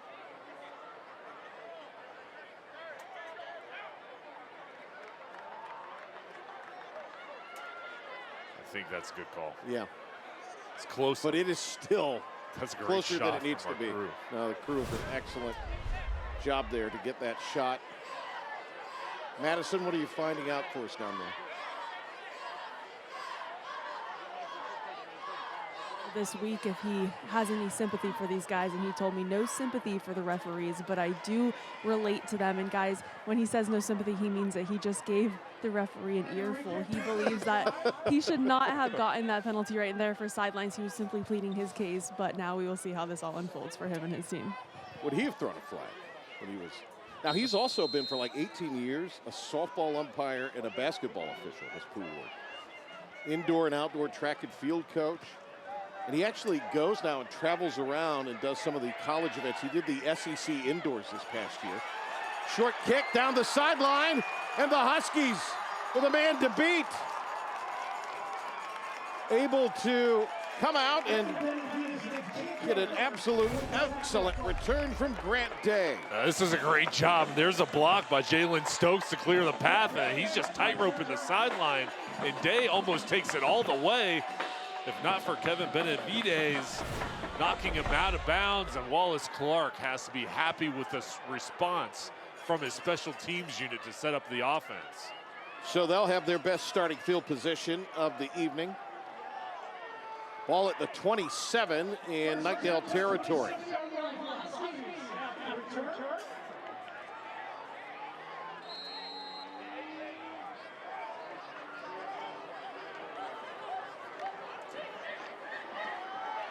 Handoff goes to Corella. Inside the 20 on first down, pickup of 8. I really like how Corella's run the football tonight. He's been physical, he's picked his spots, and he's showing speed. There's the offensive line pulling up front towards the right side. He just follows the big guys and falls forward, churning 8 yards. Corella again gets to the second level and has the first. I think here, Larry Cooper made the tackle, and it is into the reel-it-in red zone with Saltwater Seafood and Fry Shack from Boat to Bite done right. Bradley Fournier, the offensive coordinator, keeping the ball on the ground, and this O-line and Crow in a groove. Perry stumbles and then gets lit up, and here comes a flag. Looks like Cole Perry's okay. That was a big hit. He came up, he's thrown his hands up a couple times. We've got a Knightdale Knight injured.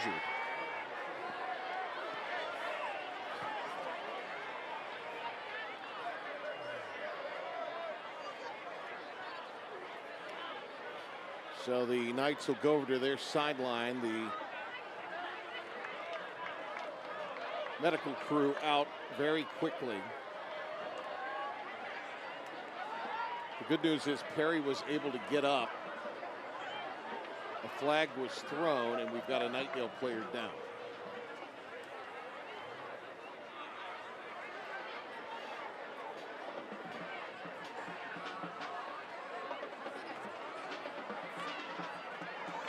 And you see there's movement, so that's a positive. And beyond that, we will not speculate. The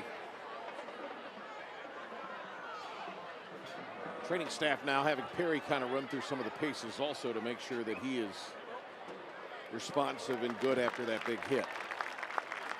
Player up and able to come off on his own accord. That's Miller, who's a tremendous player. Miller transferred from the Virginia Beach area, and last year in Tidewater, Virginia, as a wrestler in high school, he was 24-7. He's multi-talented player in different sports, and this was a big hit.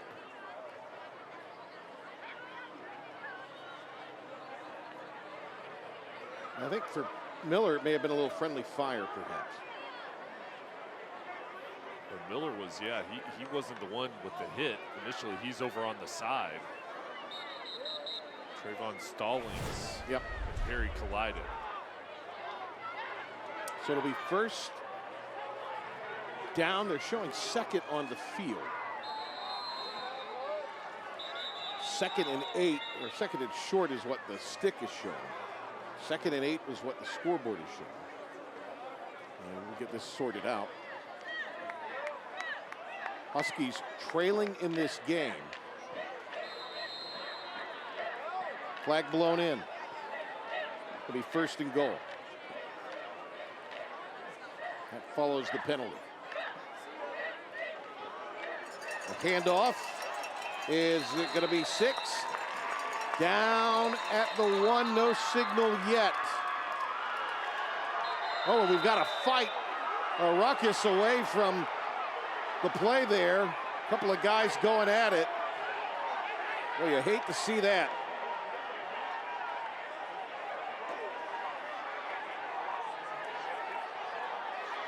So it looked like Rockcliffe was involved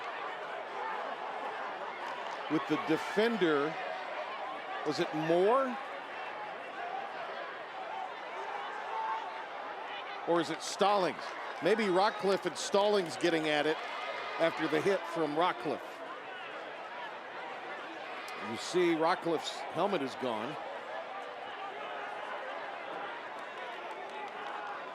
So the run on the handoff stopped at the 1. Let's take a look at the whole thing. There on the right side, there's the blocking. Looks like he is short. Yeah, not in. Ball at So the there's 1 yard line. Yeah, no doubt about that. But then they got off to this. Imagine there may be some ejections. That's kind of what you worry about if you're either of these coaches late in the season and you have a play happen like that. They were locked up on one another, and then Stallings' helmet looked like it was pulled off. Or excuse me,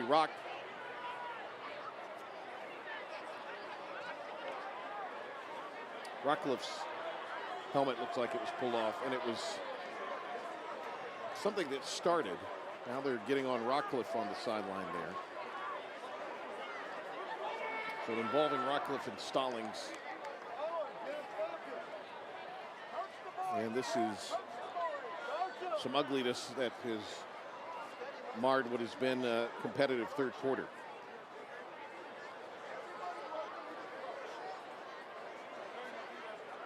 The other part of this is, did anybody leave the sideline? It looked like there was punches thrown to me, so there's a lot to of go over here. Yeah. I don't know if Madison was in the neighborhood or not. Let's see if she has anything on this.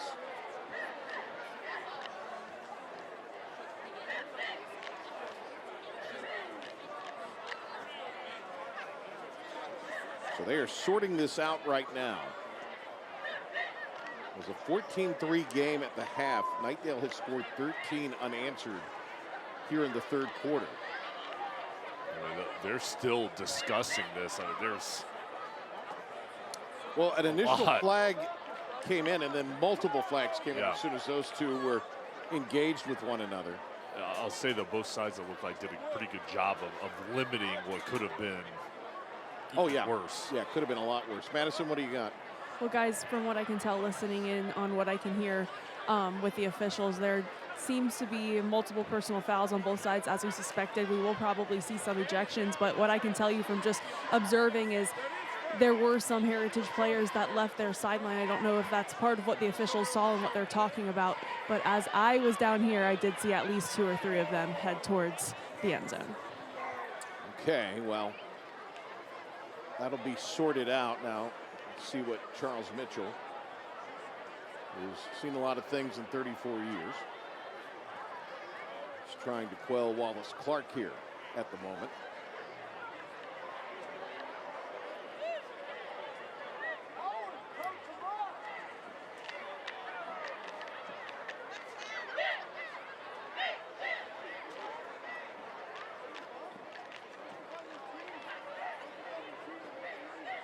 He's going through the number of personal fouls. There are ejections.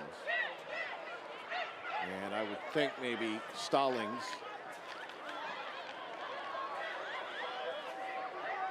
on one side and Rockcliffe on the other. In fact, the way that the Heritage guys turned around, certainly Rockcliffe has perhaps been ejected.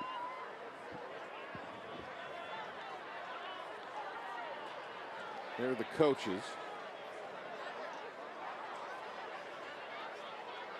Wallace Clark with his back to us on the right. Ward there in your picture. The officials talking with Coach Clark. Madison, what is the update? Well, the officials just told Coach Wallace that the 2 players involved in the fight will be ejected and 71 as well for leaving the sideline. So that is what we should expect the White Hat to say right now. So 71 would be Tyler Seabrick, who is a sophomore who's played some big snaps tonight defensively for this Huskies team. So they get him for leaving the bench. And I think that might end up being a break because, as you said, it appeared maybe more than that had left. Yeah, I mean, they're still discussing this and the explanation, and just a lot going on down on the Heritage sideline, and same with Knightdale as well. I mean, this is obviously a big moment in this game and trying to make sure everyone's on the same page. With Rockcliffe being ejected and also an ejection of Seabrick, and we would anticipate Stallings has been ejected as well from Knightdale, none of those players will be able to play next week. That's a huge loss. And these are starters that have made big impacts in this game and throughout the season.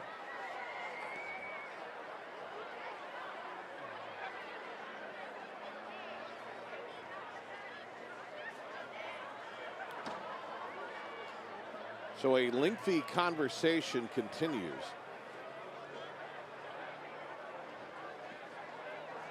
I will go back to something you said a moment ago. Great job by this crew to stop what could have been, and the coaching staffs, to what could have been a really ugly scene. I mean, it was an isolated incident that could have turned into a lot more.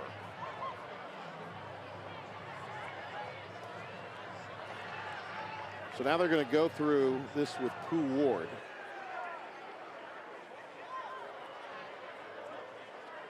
And, you know, this is in a lot of ways a coach's worst nightmare late in the season to lose any player to an ejection. Because if you're the case of Knightdale and you're fighting for your season to get into the playoffs, you're going to have to do it without one of your top players. Now, they have laid the football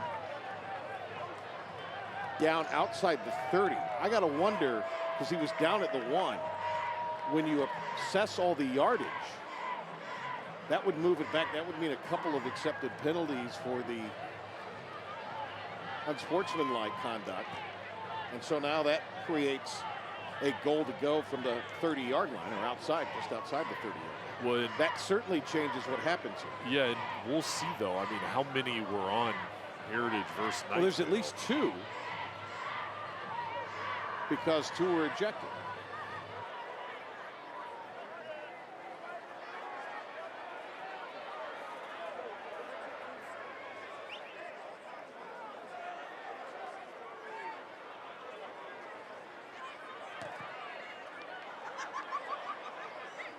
The Huskies are going to gather and take a knee, try to get ready to go.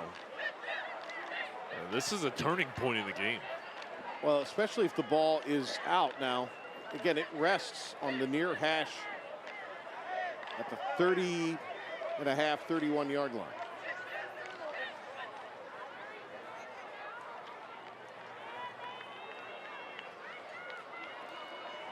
So if that's the case,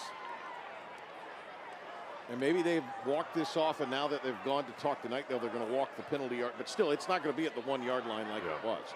We know that.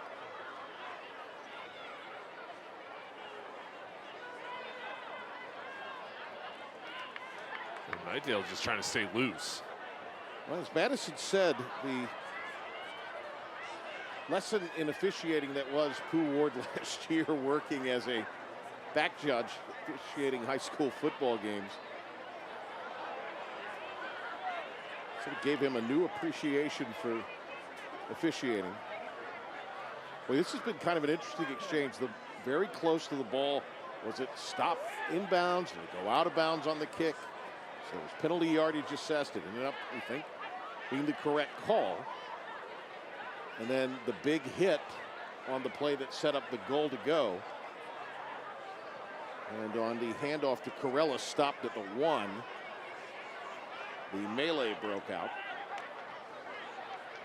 Couple of Huskies ejected, at least one on the Knightdale side, tossed. Coach Clark with a stern message for his team right now. All right, so preliminary indications, we've got a couple of objections after that play. The ball was down at the 1 yard line. Everyone Stallings on the 15th ejected from Knightdale. So they've announced here Stallings has been ejected. Rockcliffe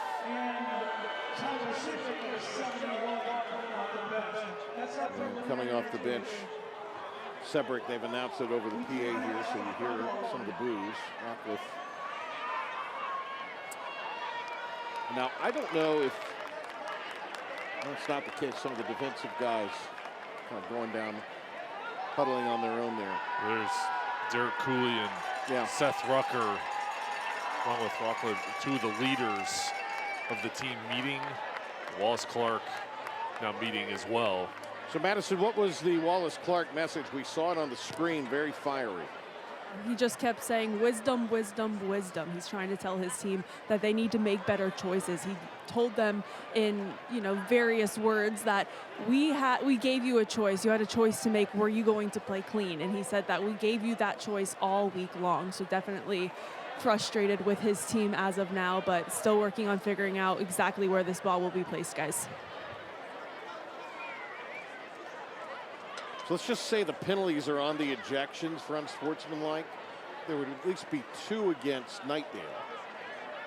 Excuse me, 1 against Knightdale, and then 2 15-yarders, at the very least, and then 2 against the Huskies, which again, why the ball's probably at the 30. I'm just wondering if they walked it off yet on Knightdale, or were there multiple flags? We do know this, it's going to kind of come out based on the ejections. 1 more and more yardage on the Huskies. And the ball is going to be at the 30. So this will be a goal-to-go situation. For Stallings, it's got to be frustrating because while it was a penalty on the hit, there was nothing nefarious about the hit that he delayed on the quarterback on the run. And I think that led to some frustration by Rockcliffe and his teammates. 2nd and goal from the 30. After the penalty. And the tackle is going to be made as we start things back up at the 25. Nice work there defensively by Xavier Ruffin. It's good to see play resume and both sides coming through, and hopefully the tempers have cooled on both sides. But now this is a big change, and the ball's down at the 1. Now you move it back to the 30, and for Heritage, you're down by 2. It's important here to have positive yardage pickup here, because if you don't pick it up all the way, you want to kick a field goal. 3rd and goal from the 24.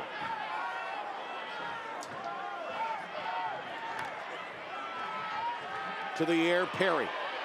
For the end zone, Wood, caught! Touchdown, Heritage! They went over the top to the 6'4" senior. And it's a Crossroads Ford touchdown. Crossroads Ford, the 4-store that gives you more. Now this is just outstanding from Owen Wood. And Perry throws this ball up.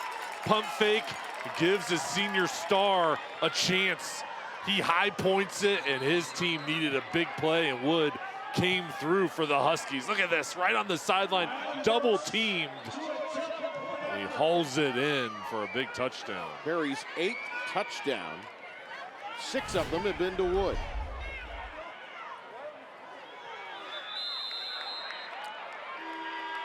(20-16). This is going to be encroachment. And it will be. It'll move at half the distance. Do you go for 2 here if you're Heritage? I don't think you do. I think you just go ahead, kick the extra point. I know there's the allure of going for it, but I think just go ahead, tack on another point. Make it a 5-point game. Yeah. Well, Wallace Clark out to the numbers. But that looked like the ball was going to be down at the 1. Then they had to move it back with the penalties, and 3rd and goal, and they come through with the big passing play. They're going to bring the offense back out on the field. Thought they might after it's half the distance. And we saw in our first game of the year, Carey try this against Apex, and they ended up fumbling the ball away. I like the aggressive mindset from Wallace Clark here, having faith in his offense with momentum. Imps went on to win that game. How about Carey in the year they're having? 7-0 on the season. They're going to go for 2, and that's a nice stop. Good job to get in there and make a play. Chris Jones coming up with the tackle. And that keeps it at a 4-point game. They're off the backside. Jones flying through, reading the run, and just scrapes the line of scrimmage, tracking him down for the stop.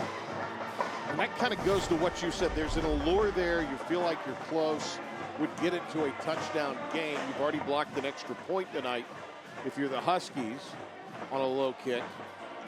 So you would feel like, okay, things held.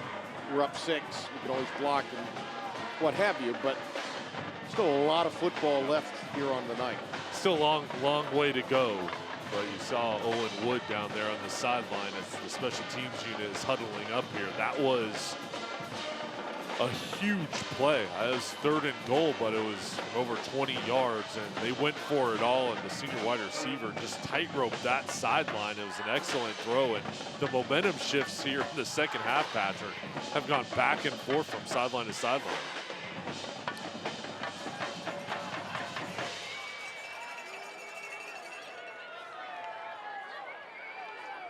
Legacy Construction and Roofing kickoff about to happen. Legacy Construction and Roofing, always here when you need us.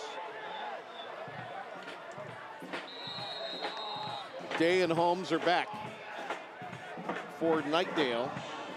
Ryland Birch, the soccer player. Run up on the ball. And he'll put that in the end zone. It will be a touchback.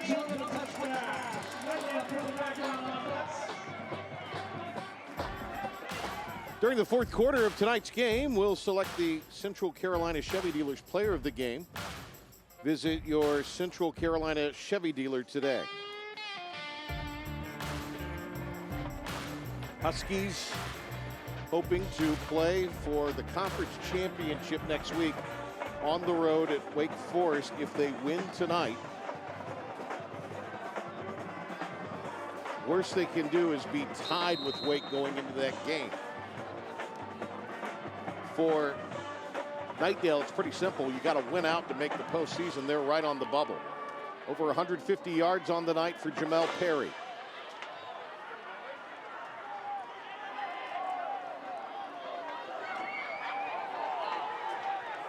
See what he does here with his offense starting at the 20.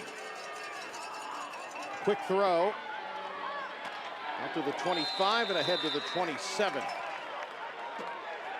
Good reception by Dawson Mack. That might be his first catch of the night. They've gone to him a couple of times. 2nd and 3.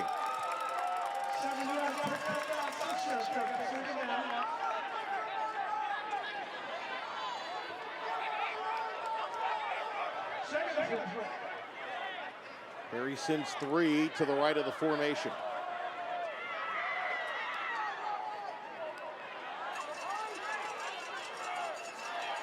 Two minutes to go here in the 3rd.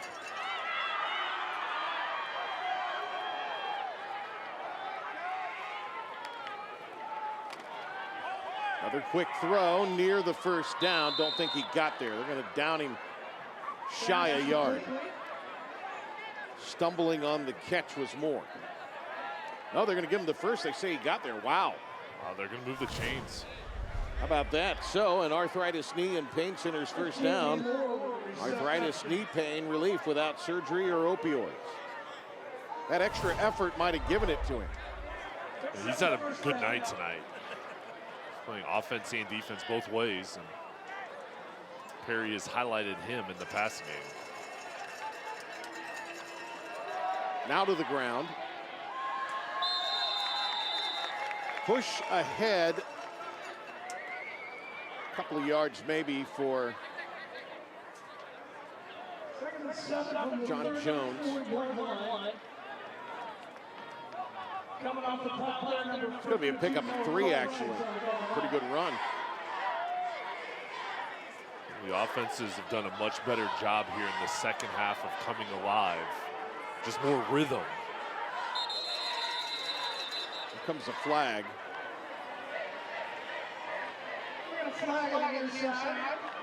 That's going to be a procedure penalty against Knightdale, so that'll put him behind the chains.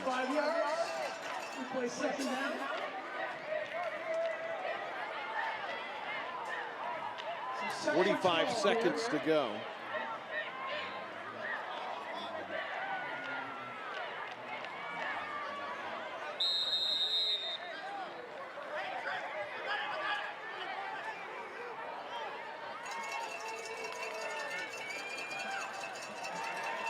Perry, downfield again, broken up, and here comes the marker. Intended for Cooper, and the flag comes in, thrown against Isaac Cook, the senior. Stops the clock with 30. And those two are battling on the sideline. Just look like physical play over on that side, and it's going to result in a flag, it looks like. Holmes also in there didn't like the call.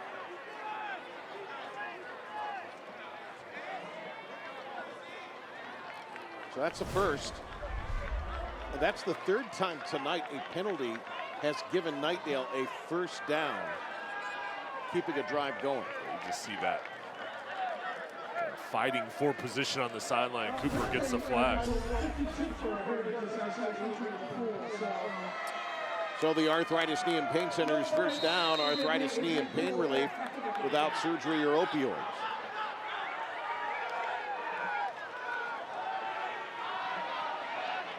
Coming near side with the ball, Knightdale. That's Bennett again on the jet sweep action. Knightdale's looks like they're going to take this into the fourth quarter and using this jet sweep. This is where they've had success getting to the outside. It's a nice tackle from the Huskies, but this is going to go into the fourth quarter, Patrick, and we've got a great game. Second down and short when we come back. Knightdale on the road. Down 4 with the football as we go to the fourth. They're trying to keep their season alive for the Huskies. They have a conference championship on their mind. The back and forth battle that was the third as we head into the fourth on FNR.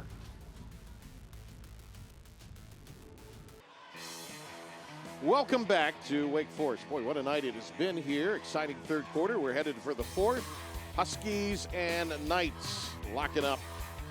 Time for the Legacy, I beg your pardon, actually it is time for the Stars and Strikes game summary. Through 3 quarters, get away and play at Stars and Strikes in Raleigh, NC, located on Capitol Boulevard. 164 yards passing tonight for Knightdale. And Jamel Perry, he's also contributed to their 91 yards on the ground.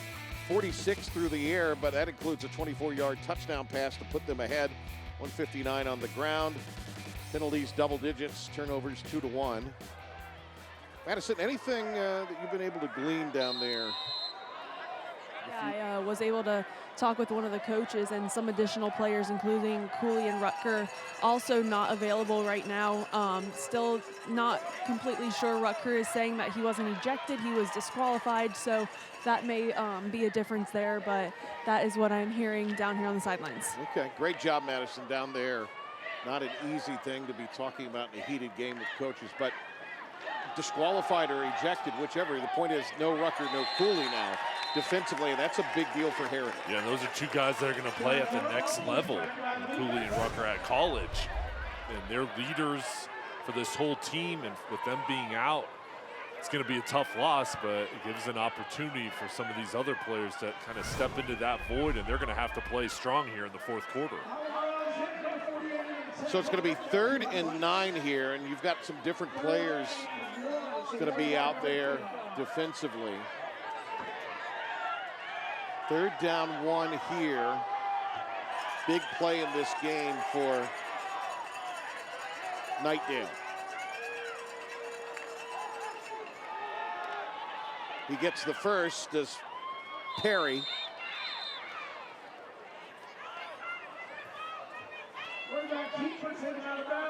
The adjustment that Knightdale has made is they're going to the outside when they're running the football. They're going out to the perimeter, and Perry, who's so fast, just beats the defenders to the edge to get enough. It's an Arthritis Knee and Pain Center's first down. Arthritis knee pain relief without surgery or opioids.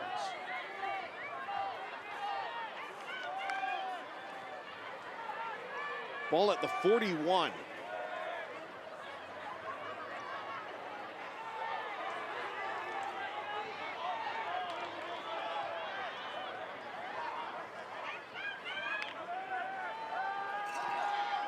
Another quick throw. Got it to Bennett, who was tackled almost immediately, but it's positive yardage on first. Zayshawn Bennett has really stood out tonight. Just his ability to run routes and maneuver over on the sideline with those quick outs, the slants that he excels in coming out of his breaks.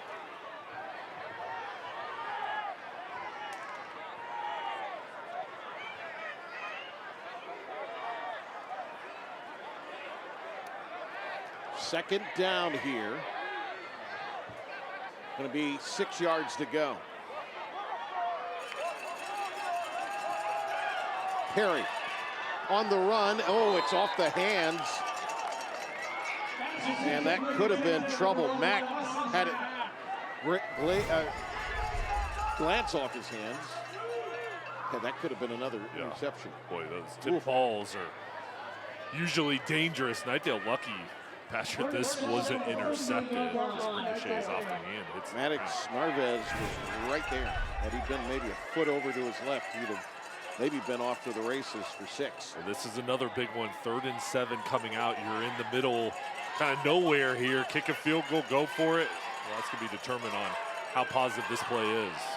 Pressure, Perry running, gets the corner, Perry, and he's out of bounds at the 25, and then a flag comes in as he's hit on the sideline out of bounds. Wow. Now this is going to result in Knightdale getting the ball inside probably the 10-yard line as this penalty comes in late, but Perry's ability to run is just something that separates him in this offense. So no Rucker, no Cooley out there. They're starters. And Rucker is such a captain for this quarterback, or for this defense rather, at linebacker. Like a quarterback out there. Yeah, him and Cooley on the back end, and here it is. Just trying to hustle, make a play. He's out of bounds, but Perry, some of his best runs have been on broken plays. This was a passing play as he's out of bounds, and here comes the hit. This was a pass, and then he felt pressure, got out of the pocket to scramble, and just took off. It's the Reel It In Red Zone with Saltwater Seafood and Fry Shack. From boat to bite, done right.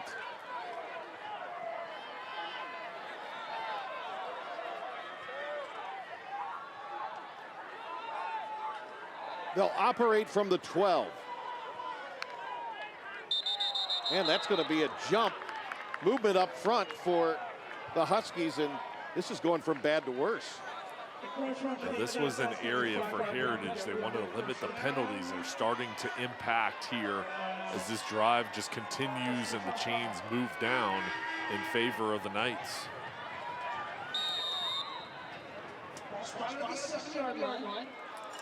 Hey, they also, it seems like you have a bevy of guys that are on the bench right now, either ejected or disqualified, guys we've seen out there tonight. Yeah, and I mean, it's had an effect with new players in the ball game. Perry's got to value the pill here. Gonna spin it out to the left, and boy, there to meet. What a huge hit delivered by Sefton. What a great night he has had. And he lowered the boom that time, did Sefton on Bennett. He's played really well, and Heritage kind of losing some of the momentum, even though they've got a 4-point lead. They need somebody to step up, and Sefton doing the job there, reading it, that it was pass, and quickly comes up and makes the stick. Ball outside of the 10 for second down. And I think here, when you're rushing Perry, there's been success with Heritage getting in the backfield. The challenge is keeping him in the pocket. This defensive line has to keep him contained.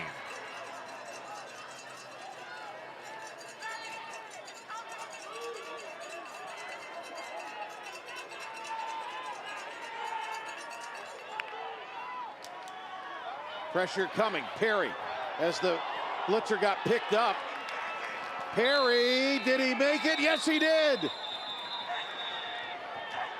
Hold everything, though. They've blown a whistle. Is it going to be a flag behind the play? It's a hold on Knightdale. The flag's really becoming an issue for both teams right now. This is going to get brought back. Is that on the line or was that on the block on the blitz? Because I thought that was a good block that sprung Perry ultimately. We'll have to see. It's coming back. Now that much we do know.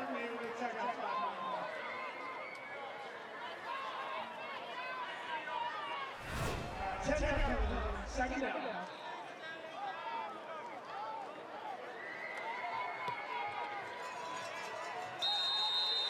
There it is, right? Yep. Right there. Yep. Right in the middle.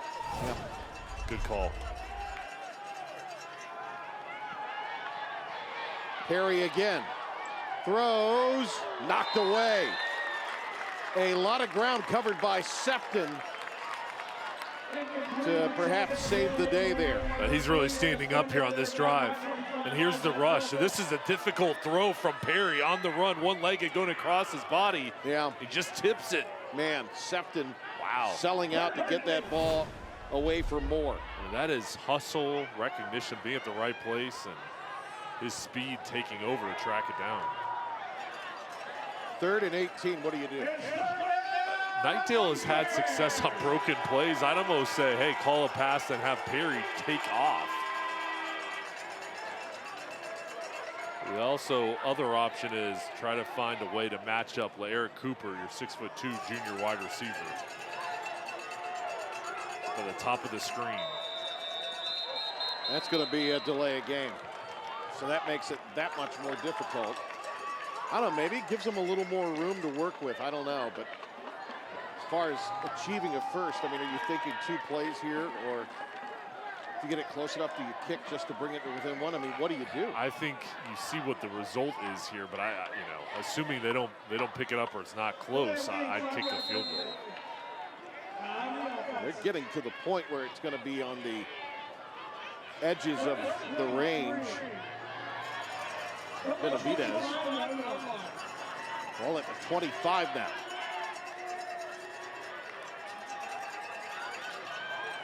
Thrown, caught! He darted it in, got it to the 10, and a big stick was laid, but what a catch by Moore. This is excellent from Moore. I mean, he's going over the middle. He knows he's going to get hit, and he has the focus and just the confidence in his hands to haul it in, take the contact. There it is. That is as difficult as it gets when your team needs a play. You know that you're going to get drilled, and you still hold on to it. McCoy laid the lumber on him. They pick up 15. That might be the catch of the game.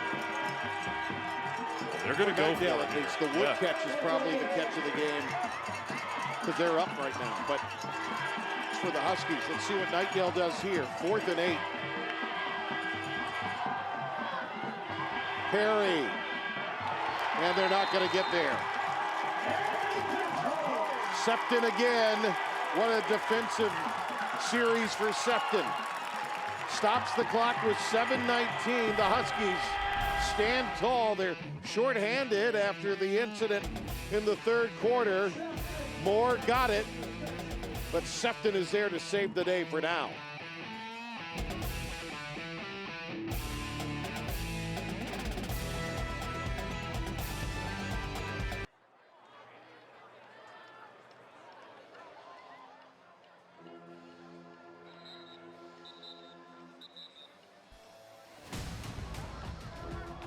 Boy, how about Septon there, number 20 on the right.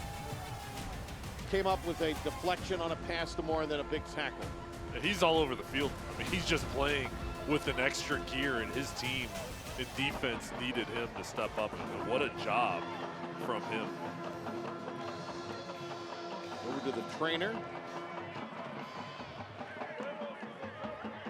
It's always great to see these young men, guys like Septon, kind of stepping up. Yeah. Turned over on downs. And look, Sonny Knightdale's not out of this thing yet. Still plenty of time. Perry tried to get going. Got a crack, but the door quickly slammed. And I'd expect Heritage, Lost a yard out. yeah, to keep the ball on the ground, move this clock, and you're backed up here. You do not want to give Knightdale any opportunity to try to create an interception, get a turnover. So I think here you try to give the ball down to Corella and let him go to work. They faked the handoff, and then Perry got brought down by one of the interior linemen. Corella on the handoff, takes it maybe back to the original line of scrimmage. Actually going to say he picked up 2. Still, ball's at the 10, and it's 3rd down and 8, or 3rd and 9. This is dangerous here. Do you throw it or just keep it on the ground, continue to let this clock wind down? Still plenty of time. But again, you do not want to put this ball in harm's way and try to give Knightdale any opportunity here with a turnover.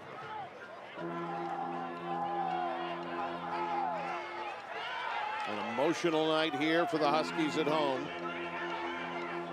Players ejected and disqualified from this game. They're going to go to the air. Clean pocket, plenty of time, thrown, and it's going to be caught. It was deflected and into the hands of Grant Day. Wow. Wait a minute, there is a marker. And it's going to be roughing the passer by Knightdale.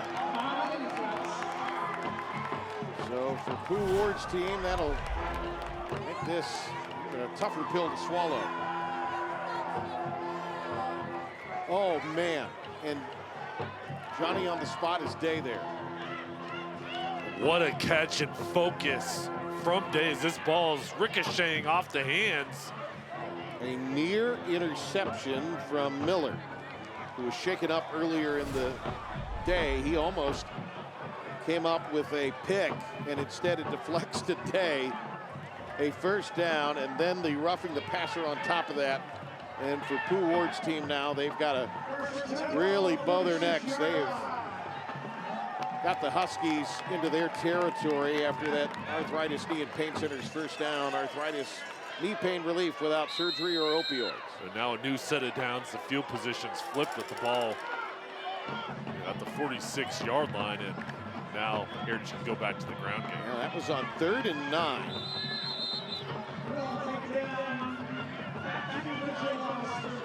No gain on 1st. Good job there to step in and make the play defensively by those guys up front. Among them, Jordan Sutton. And Heritage just taking their time, looking over to the sideline for the play call. They're going to go slow motion here and wind this game down as much as they can. I'd expect them to keep it on the ground again. Wallace Clark, nervous moments for him, 2nd and 10.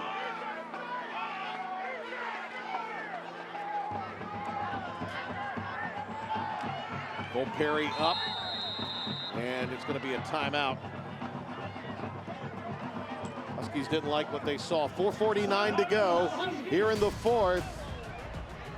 Tight one between the Knights and the Huskies on F&R.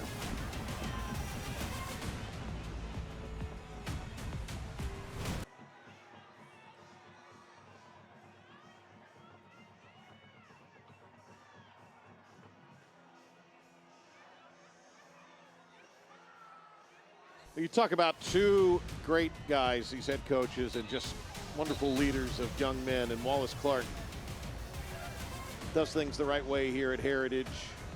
Long-time coach, Pooh Ward, but boy, Wallace Clark firing into his team. Hey, this is the time right now to get your message across. You got a 4-point lead. You're in the driver's seat. You've got to hold on here, protect the football. But you said it right. We love talking with both of these coaches. They do a great job with their teams.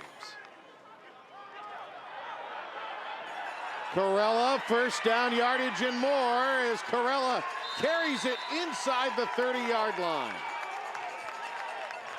How about that?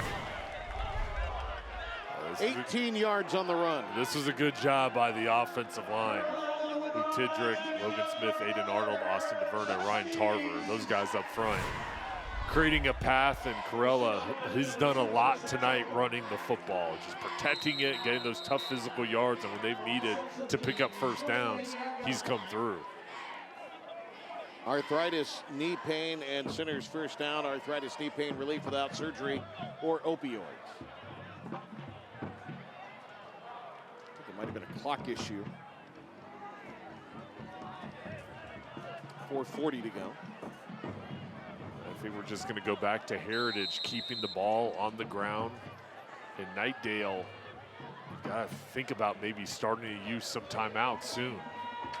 Yeah, I was going to ask you, how far down do you let this clock go before, if you're Knightdale, you take one?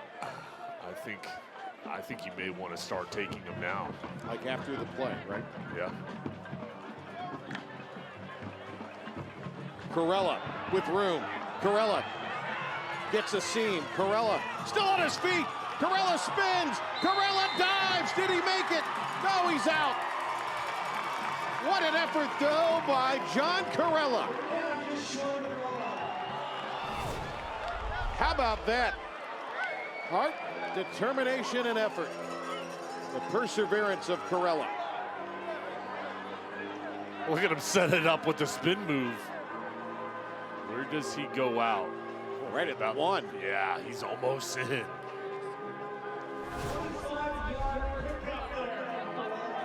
So a deep venture for a goal-to-go situation in the reel-it-in red zone for Saltwater Seafood and Fry Shack. Corella, will he get the 6? Knightdale was there. Man, that was some nice defense by the Knights. They're trying to bow up here. I mean, this for them is everything. They've got to force Corella and this offense back. They cannot give up a touchdown in this situation. And right now, you look at the clock, yes, they have the timeouts, but we're inside of 3 minutes and 45 seconds with it ticking down. This is one of those situations now, it's second and goal from the 1. You got to hold them to 3 here. It has to be a field goal or turnover.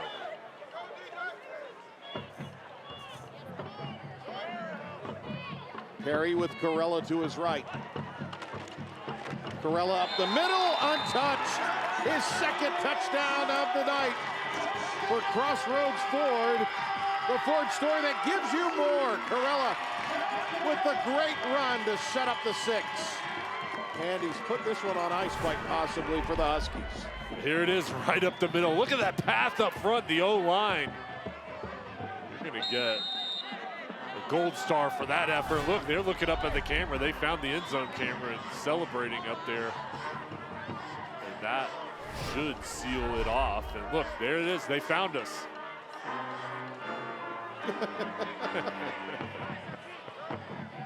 Hey, they scouted it out. They knew where the cameras were before the ball game, and they deserve it after that effort. Gonna go for 2. Perry knocked away. So it stays a 10-point game. Still a 2-score affair. 3:20 to go. Knightdale will have to go very quickly here. They do have their full complements of timeouts.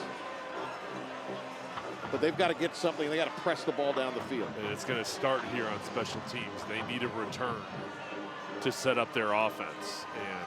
And you look at it, you're down by 10. But for them, this is an offense that can go quick. They can play no huddle. They can throw the ball down the field with efficiency, and they're going to have to execute here to get back in the game. All right, let's take a look at tonight's school bus stop of the game. This is the school bus stop of the game, presented by NHTSA. Always remember to stop when the school bus arm is out. From the 22. Downfield, intercepted. It's going to be picked off by Holmes. Here he comes to the near side, and Holmes trying to pick up blocks, cuts it back the other way. Holmes still on his feet. Holmes, will it be a pick six? Yes, it will. This is the school bus stop of the game, presented by NHTSA. Always remember to stop when the school bus arm is out.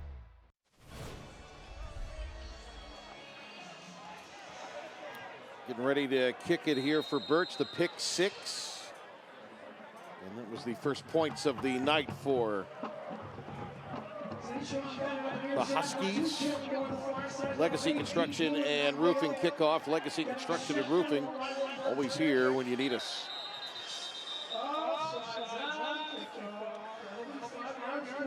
So that'll be offsides on the kick. That'll back them up 5. They'll kick it from the 35. Part of this, too, is with some of the bodies that are out, they were trying to figure out who was going to be on this kick coverage team. Yeah, and whenever you have guys out that are normally on the special teams unit, you've got to make sure you have those reserves all set to come out on the field and those guys in place, because there's been a lot of changes to the lineup here for Heritage after that play in the third quarter with the ejections. 10-point game for the Huskies. We'll do the kickoff again for Legacy Construction and Roofing. They got a good return to start the second half. That would be just what the doctor would order here for Knightdale.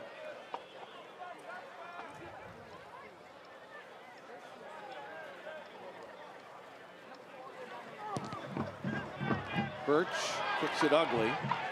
Picked up at the 29. And that's going to be a good return on the kick. Nice effort by Chris Jones as one of the up men.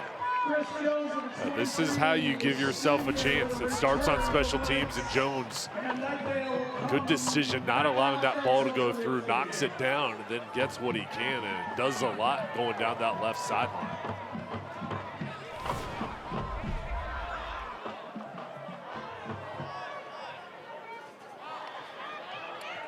(26-16). 3:11 to go. Plus territory here for the Knights. Catch for the first. And the reception inside the 20 as they were able to work it downfield to Dawson Mack. Presents himself as a big target, 6'4", 185, and a junior. He's a junior. Knight out this game with an injury as a junior. Cooper's a junior. Perry is. They've got a lot of talent coming back next season. Hopes are high for Coach Ward, but they want to win here tonight. Do what they can to keep their season alive as Perry darts down the sideline, and Perry will go out of bounds around the 10. The important thing here is they're not having to use any timeouts. Yeah, this is a quick drive to this point. Perry gets out of bounds, very wise here. And they're giving themselves a chance now. Still a long way to go, but 2:42 left with the timeouts. Reel it in, red zone time. Saltwater Seafood Shack, Seafood and Fry Shack, from boat to bite. Done right. Perry, pressure. Gonna continue to keep the play alive. He'll take it himself. He gets pushed out. Did he break the plane before he was shoved out of bounds? And it is a score. So Perry scrambles for 6. And that makes it 26-22. He is so elusive and just creative with the way he plays. I mean, how do you bring him down? He gets to the outside, just takes off. And there's one last shove there, but that's a good call. He crosses the pylon, and Knightdale, all right, you're back into it. It's 3 timeouts, 4-point game with the extra point impending here. Huskies have a block tonight on the point after. Benavidez puts it through. 3-point game. So now the onside kick, I would think.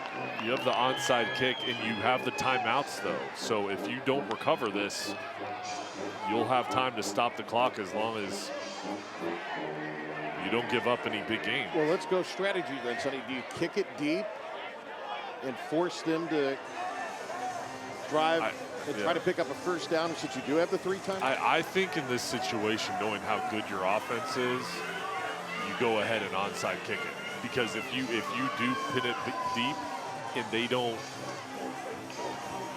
they don't get it, then you'll still have time. Well, here's the other thing to keep in mind, and we've discussed this, touched on it a little bit tonight.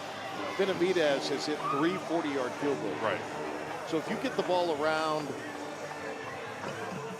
maybe the 25-yard line on in, you have to feel pretty good about his chance to potentially tie it up if you're able to. But first things first, you got to either get the onside kick if you go with it here, or you got to generate the stop. Yeah, I just think that you do the onside kick. If you don't get it, then you've got the timeouts to get the stops. And if you get the stop, even if Heritage pins you back, you have confidence that you'll have enough time that your offense can get the job done. Because if you kick this and they do happen to get a first down, you're not going to give your offense a chance. So I think you go ahead and do the onside kick. Huskies looking to go to 3-1 in the Northern 6A, 7A. Pulled to within a game of 500. Knights want to get their 3rd win, and that would even off their conference mark at 2-2. Pretty simple. Huskies with a chance to play for the conference title next week if they hold on here tonight. For the Knights of Knightdale, a win, and they keep their playoff hopes alive.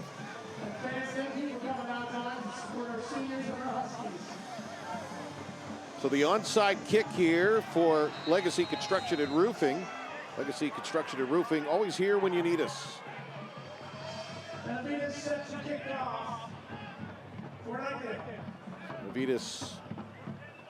going to kick it long. Here's the return. And Knightdale finally makes the tackle at midfield. Boy, what a job there. And now we have some more away from the football ruckus and players leaving the sidelines. Oh my goodness. The return by Grant Day. And now this is going to be a real problem. Benavidez, the kicker, somehow got involved.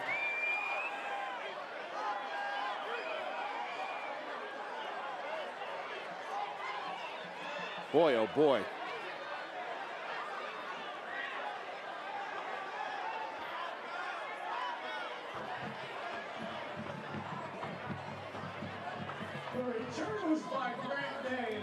So Day returns it 38 yards.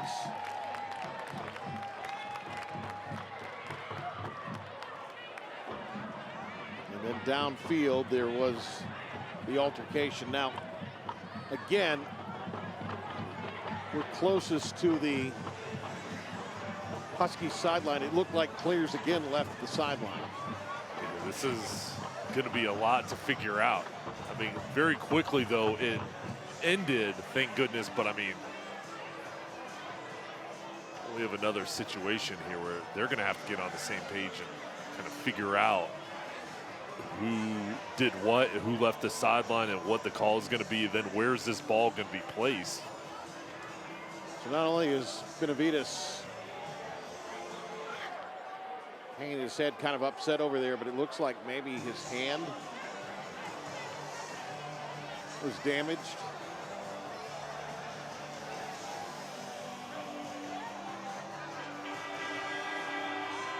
Suffered an injury of some kind, shaken up.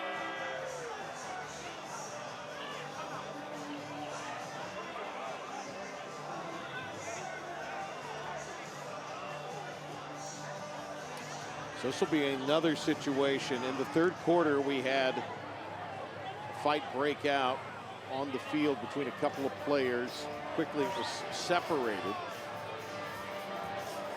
But you had players ejected, disqualified from both sides. Mainly a lot of Huskies. And then this was a play down the field.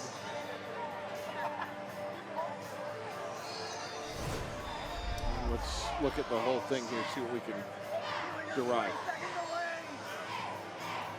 So it looked like, as you saw him flee the play there, it was Chad Tyree who decided to go after the kicker after the play was almost wrapping up. I mean, he fled and zeroed in. And then Benavidez, who was kind of back as that safety net on the return, and really nowhere near the play. I mean, he's some 20, 30 yards away from the play. Kind of throws his hands up there to maybe grab the player for Heritage, Tyree.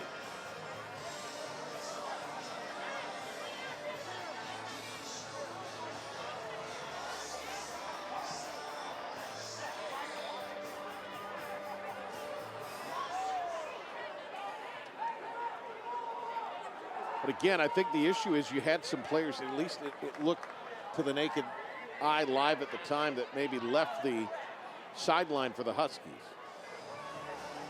Those are the two principals involved there. And I tell you what, if Benavidez is tossed from this game, your chance at a tying kick becomes nullified. I mean, you know, once this gets rectified, I mean, these teams are going to have to regroup. I mean, 2:20 left on the clock. This game's still hanging in the balance. We've had 2 long stops. Yeah, well, and that's the other part. I mean, there's still a lot of time left. Yeah. In the grand scheme of things. You know, a lot of play left. And with those timeouts for Knightdale, you know, they've given themselves a chance. With those timeouts, if they can get a stop, but where's this ball going to end up for Heritage? I mean, the ball was returned to midfield as it was.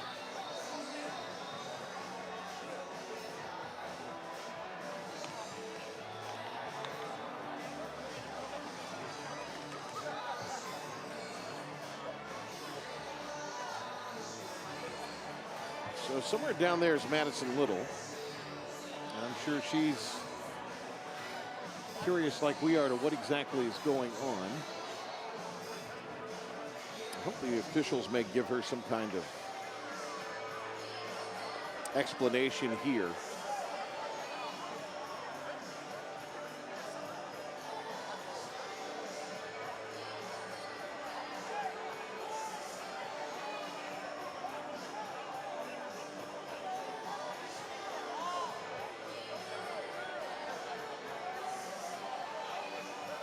It's a dead ball foul. And that'll go against the Huskies. And one against Knightdale. We have personal fouls on both teams. So those will be offsetting penalties.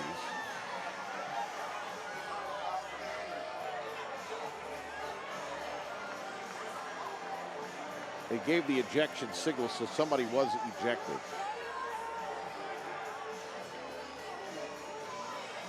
There's been an ejection for Knightdale as well. And I would think that would be Benavidez. And I wonder, too, did Tyree get anything more than just the penalty against him?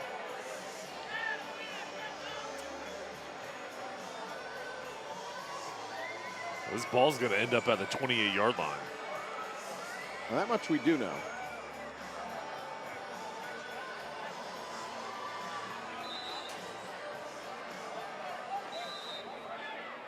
So this is one of those situations. Huskies will have it at the 28 after the penalties.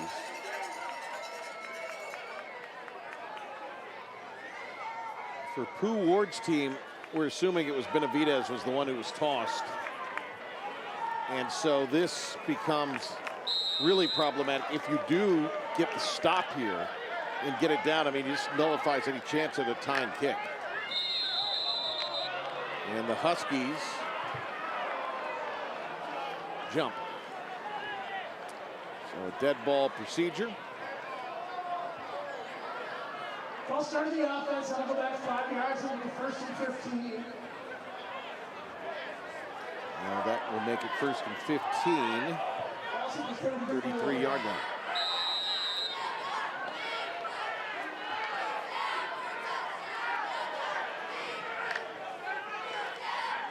Snap was high. Tackle made there on Corella. Larry Cooper, number 1, among the tacklers for Knightdale. No gain. Clock moving with 2 minutes to go. Knightdale electing not to use a timeout. So I'd imagine they'll stop the clock after this play.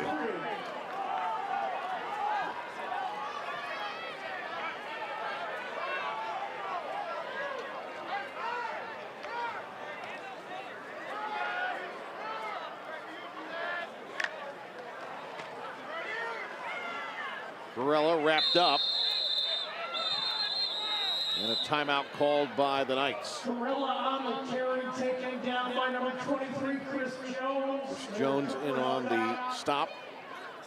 He came in with 55 tackles, leading the way for them this year.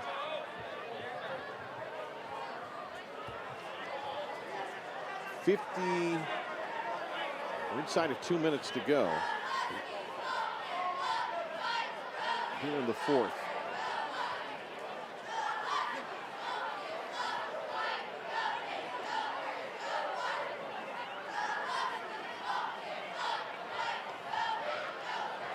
Well, this has certainly been an unusual game here tonight. 14th meeting between these two. For the Huskies, it's the 3rd most frequent opponent they have played.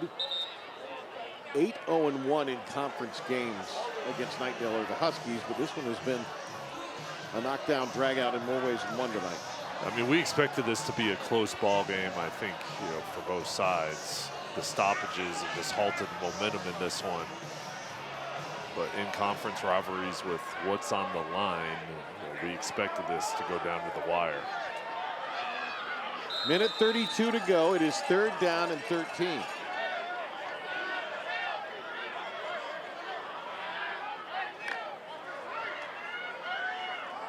Jet sweep with Day. Day breaks for daylight. And Day is tackled after getting a first inside the 10. Nice play call from the Huskies. Bradley Fournier, the offensive coordinator, with the design to get Day to the outside. And what a job with the blockers. Owen Wood out there. And now there's going to be another flag here, but this run setting up another 1st down, and Heritage should be able to seal this off if they protect the ball.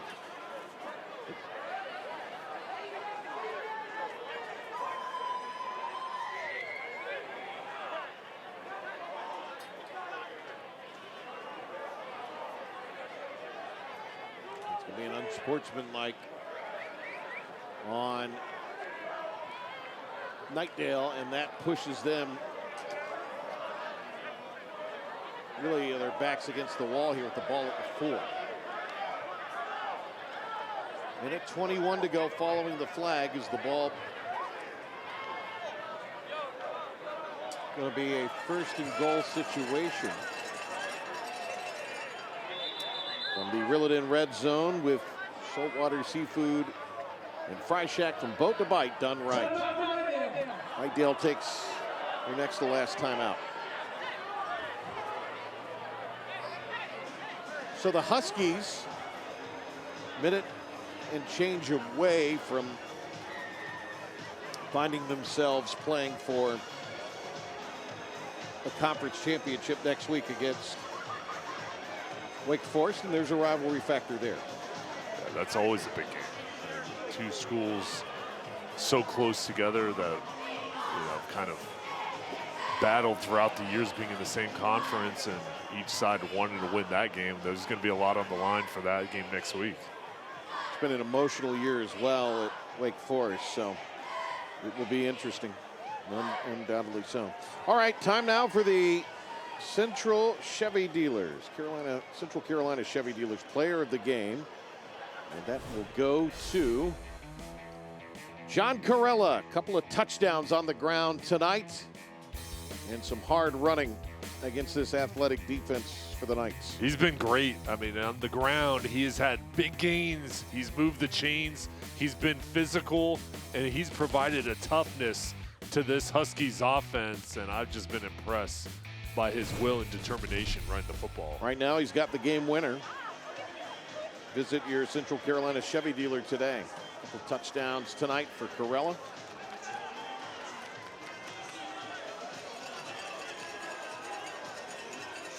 First and goal from the 4. Knightdale can only stop the clock one more time.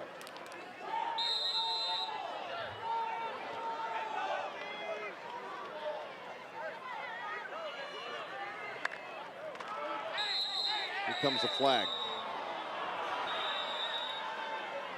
And from the Hardy partisans still here, a groan. It's pretty audible. It's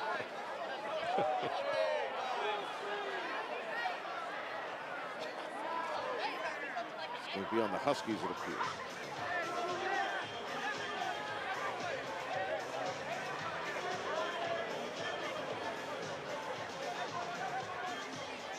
Well, one against Knightdale.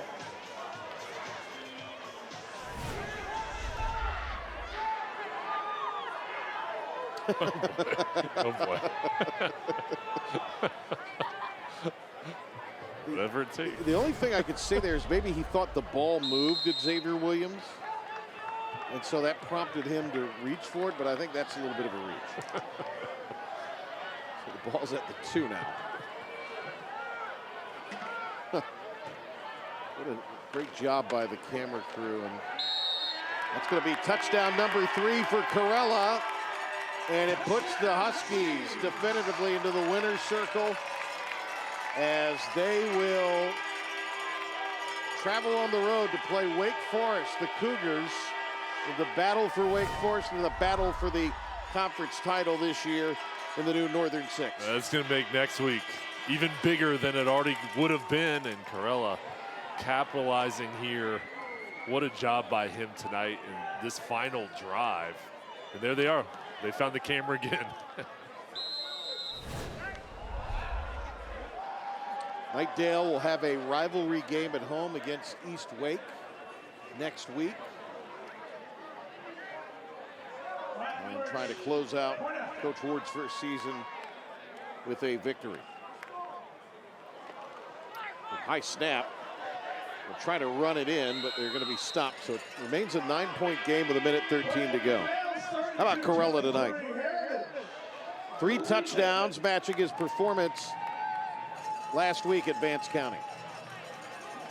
He's enabled this offense to use the play action pass and throw the ball through the air, bring the linebackers up, and then just on the ground, his production. He's used time here in the 4th quarter. He's picked up first downs, and those 3 touchdowns have really set him apart in this ballgame.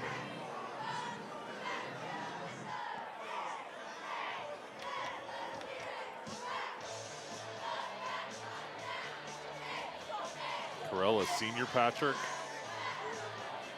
Good way for him to go out here. Final game. Yep, absolutely. All right, so all over but the shouting, it would appear. And certainly the question I would have next week, a lot on the line when Cleveland invades Clayton. Boy, that is going to be a big one. And that rivalry is special in just that crosstown feel in that ball game, and conference title there on the line. Cleveland's winning streak in conference on the line, playoff seeding, bragging rights. It's all there next week. Legacy Construction and Roofing kickoff. Legacy Construction and Roofing, always here when you need us. Deep kick from the 14. Return coming here for Bennett, who's been really good tonight Sean Bennett. And stop me if you've heard this. We have flags down.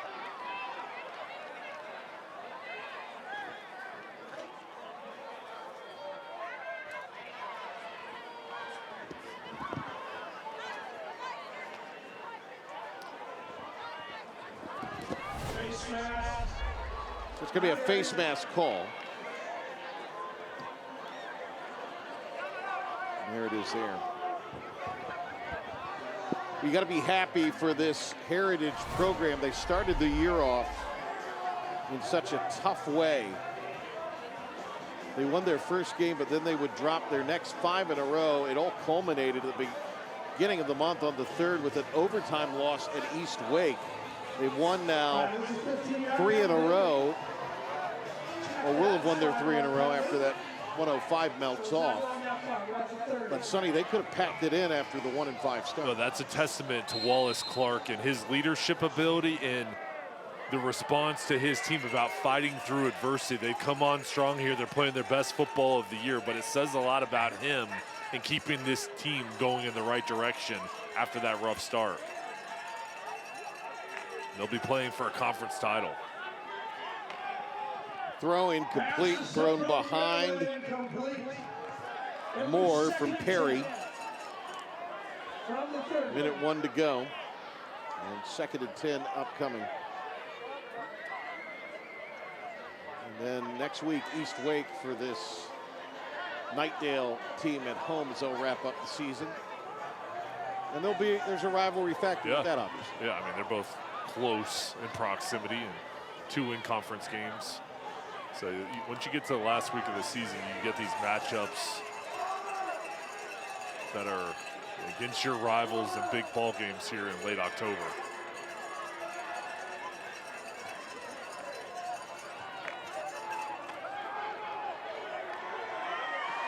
Perry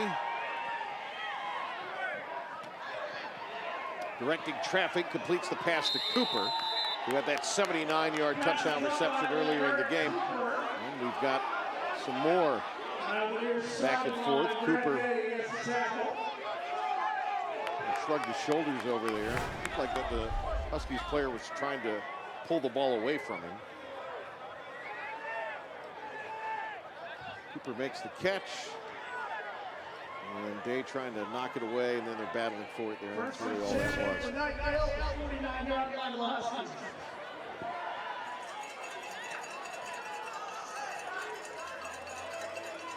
34 ticks remaining after the first down. For Arthritis Knee and Pain Centers. The run again. Cooper makes the catch at the 40, then gets out. Tell you what, Larry Cooper's going to be special, isn't he? He is. We saw him pregame, and I told you, just look at the build of Cooper, how athletic he is, plays offense and defense.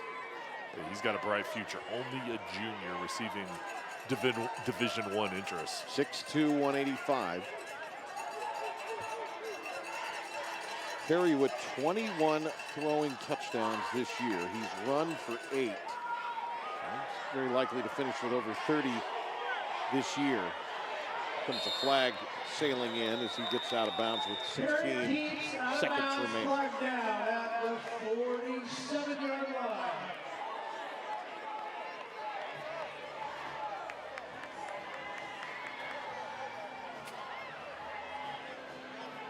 We have holding. It'll be a hold. Very well the double-digit penalties here tonight, and I think both coaches will tell you in order to finish the season next week how they want to, respectively, they cannot have this amount of penalties. That'll be a focus area this week in practice, is making sure it gets cleaned up for next week's ball game. Stay with us. After the game, Madison will have the presentation of our FNR trophy. We go to the Huskies. They're going to win their 3rd in a row here tonight. And they did it behind their great running back, Corella, and some timely defensive plays. Complete at the 40. 50 move by Bennett. He's a senior, but he is special in his own right. Flag comes in, 6 seconds to go. I think this is going to be a face mask.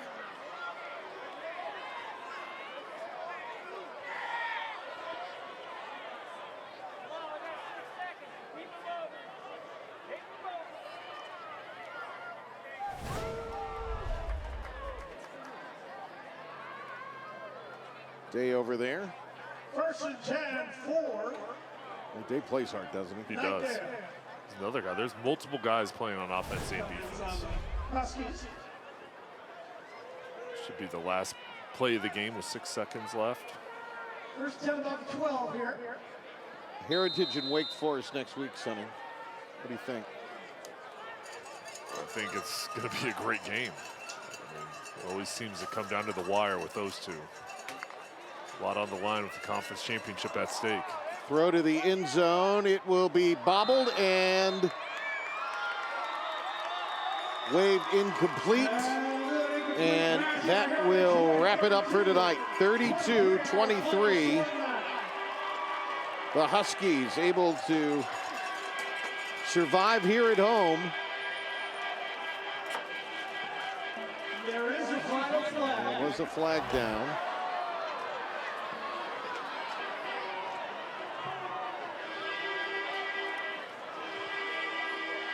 And they just waved it off. So now they're pointing towards. Yep, that'll do it. Both sides are going to go and celebrate.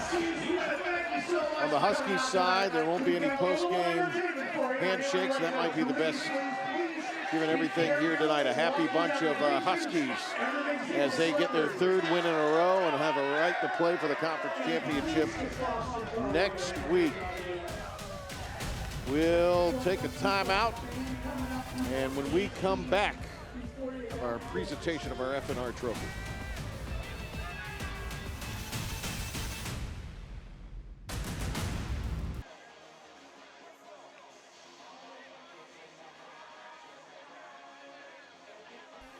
Well, big celebration here at Heritage. The Huskies will play for a conference championship next week. Madison Little with the head coach of the Huskies. They've won 3 in a row. Madison. Well, Coach, we knew this was going to be a battle. What allowed your team to rally and get the win today? Well, as of right now, they played extremely well, and I told these guys, on Monday and also Tuesday and Wednesday, and at halftime, they got to finish the game. And they found a way to finish. It got ugly there at the end, but everything worked out well for us, and going to enjoy this victory. And towards the end, you had to rely on some different guys to step up. How do you get the most out of your team when you need them? Well, kind of jokingly, but at the same time, I give them that look. And when they get the look from this face right here, they know how to finish. Well, Coach, you'll play Wake Forest next week for a potential conference championship. What's it going to take to get the win? A little bit of focus, a lot of fun, and we're looking forward to it. That's where it should be against us, against them. Everything right here at North Raleigh, so I'm looking forward to that moment. I know these young men as well. They're looking forward to it. We got to have a great week at practice and see what happens. Well, enjoy this one. Congratulations, Coach. Go celebrate with you guys. All right, Madison, great job. Big celebration down there. The Huskies got out a win tonight, Sonny. A lot of effort, intensity, and focus in this ball game, and congratulations to Coach Wallace Clark and his program. Just a great job finishing here in this ball game, and for them, that's the joy of winning in this ball game on this platform. So congratulations to Coach Clark. And they will play against their rival Wake Forest for a championship next week. Well, we'd all like to take a moment to thank our wonderful sponsors, the folks at Riddle & Riddle, University of North Carolina. Affordable dentures at Tatum & Atkinson. They make these games possible for the viewers at home. Also, we'd like to thank our other great supporters for their contributions to the Friday Night Rivals telecast. Arthritis Knee Pain Centers, Air Experts, Heating, Cooling, and Plumbing, Chevy Dealers of the Carolinas, Saltwater Seafood and Fry Shack, Crossroads Ford, Legacy Construction and Roofing, NHTSA, and NCDHHS. We'd also like to thank tonight's participating high schools and their administrators for their support, Knightdale High School and our host, Heritage High School. Tune in next Friday when the Cleveland Rams take on the Clayton Comets. Special time of 7:30 here on MyRDC. For Madison Little and Jay Sonny Sunalder, I'm Patrick Johnson. The big show here tonight, and it was Heritage over Knightdale. Thanks for being with us on FNR. Good night, everybody. late nights.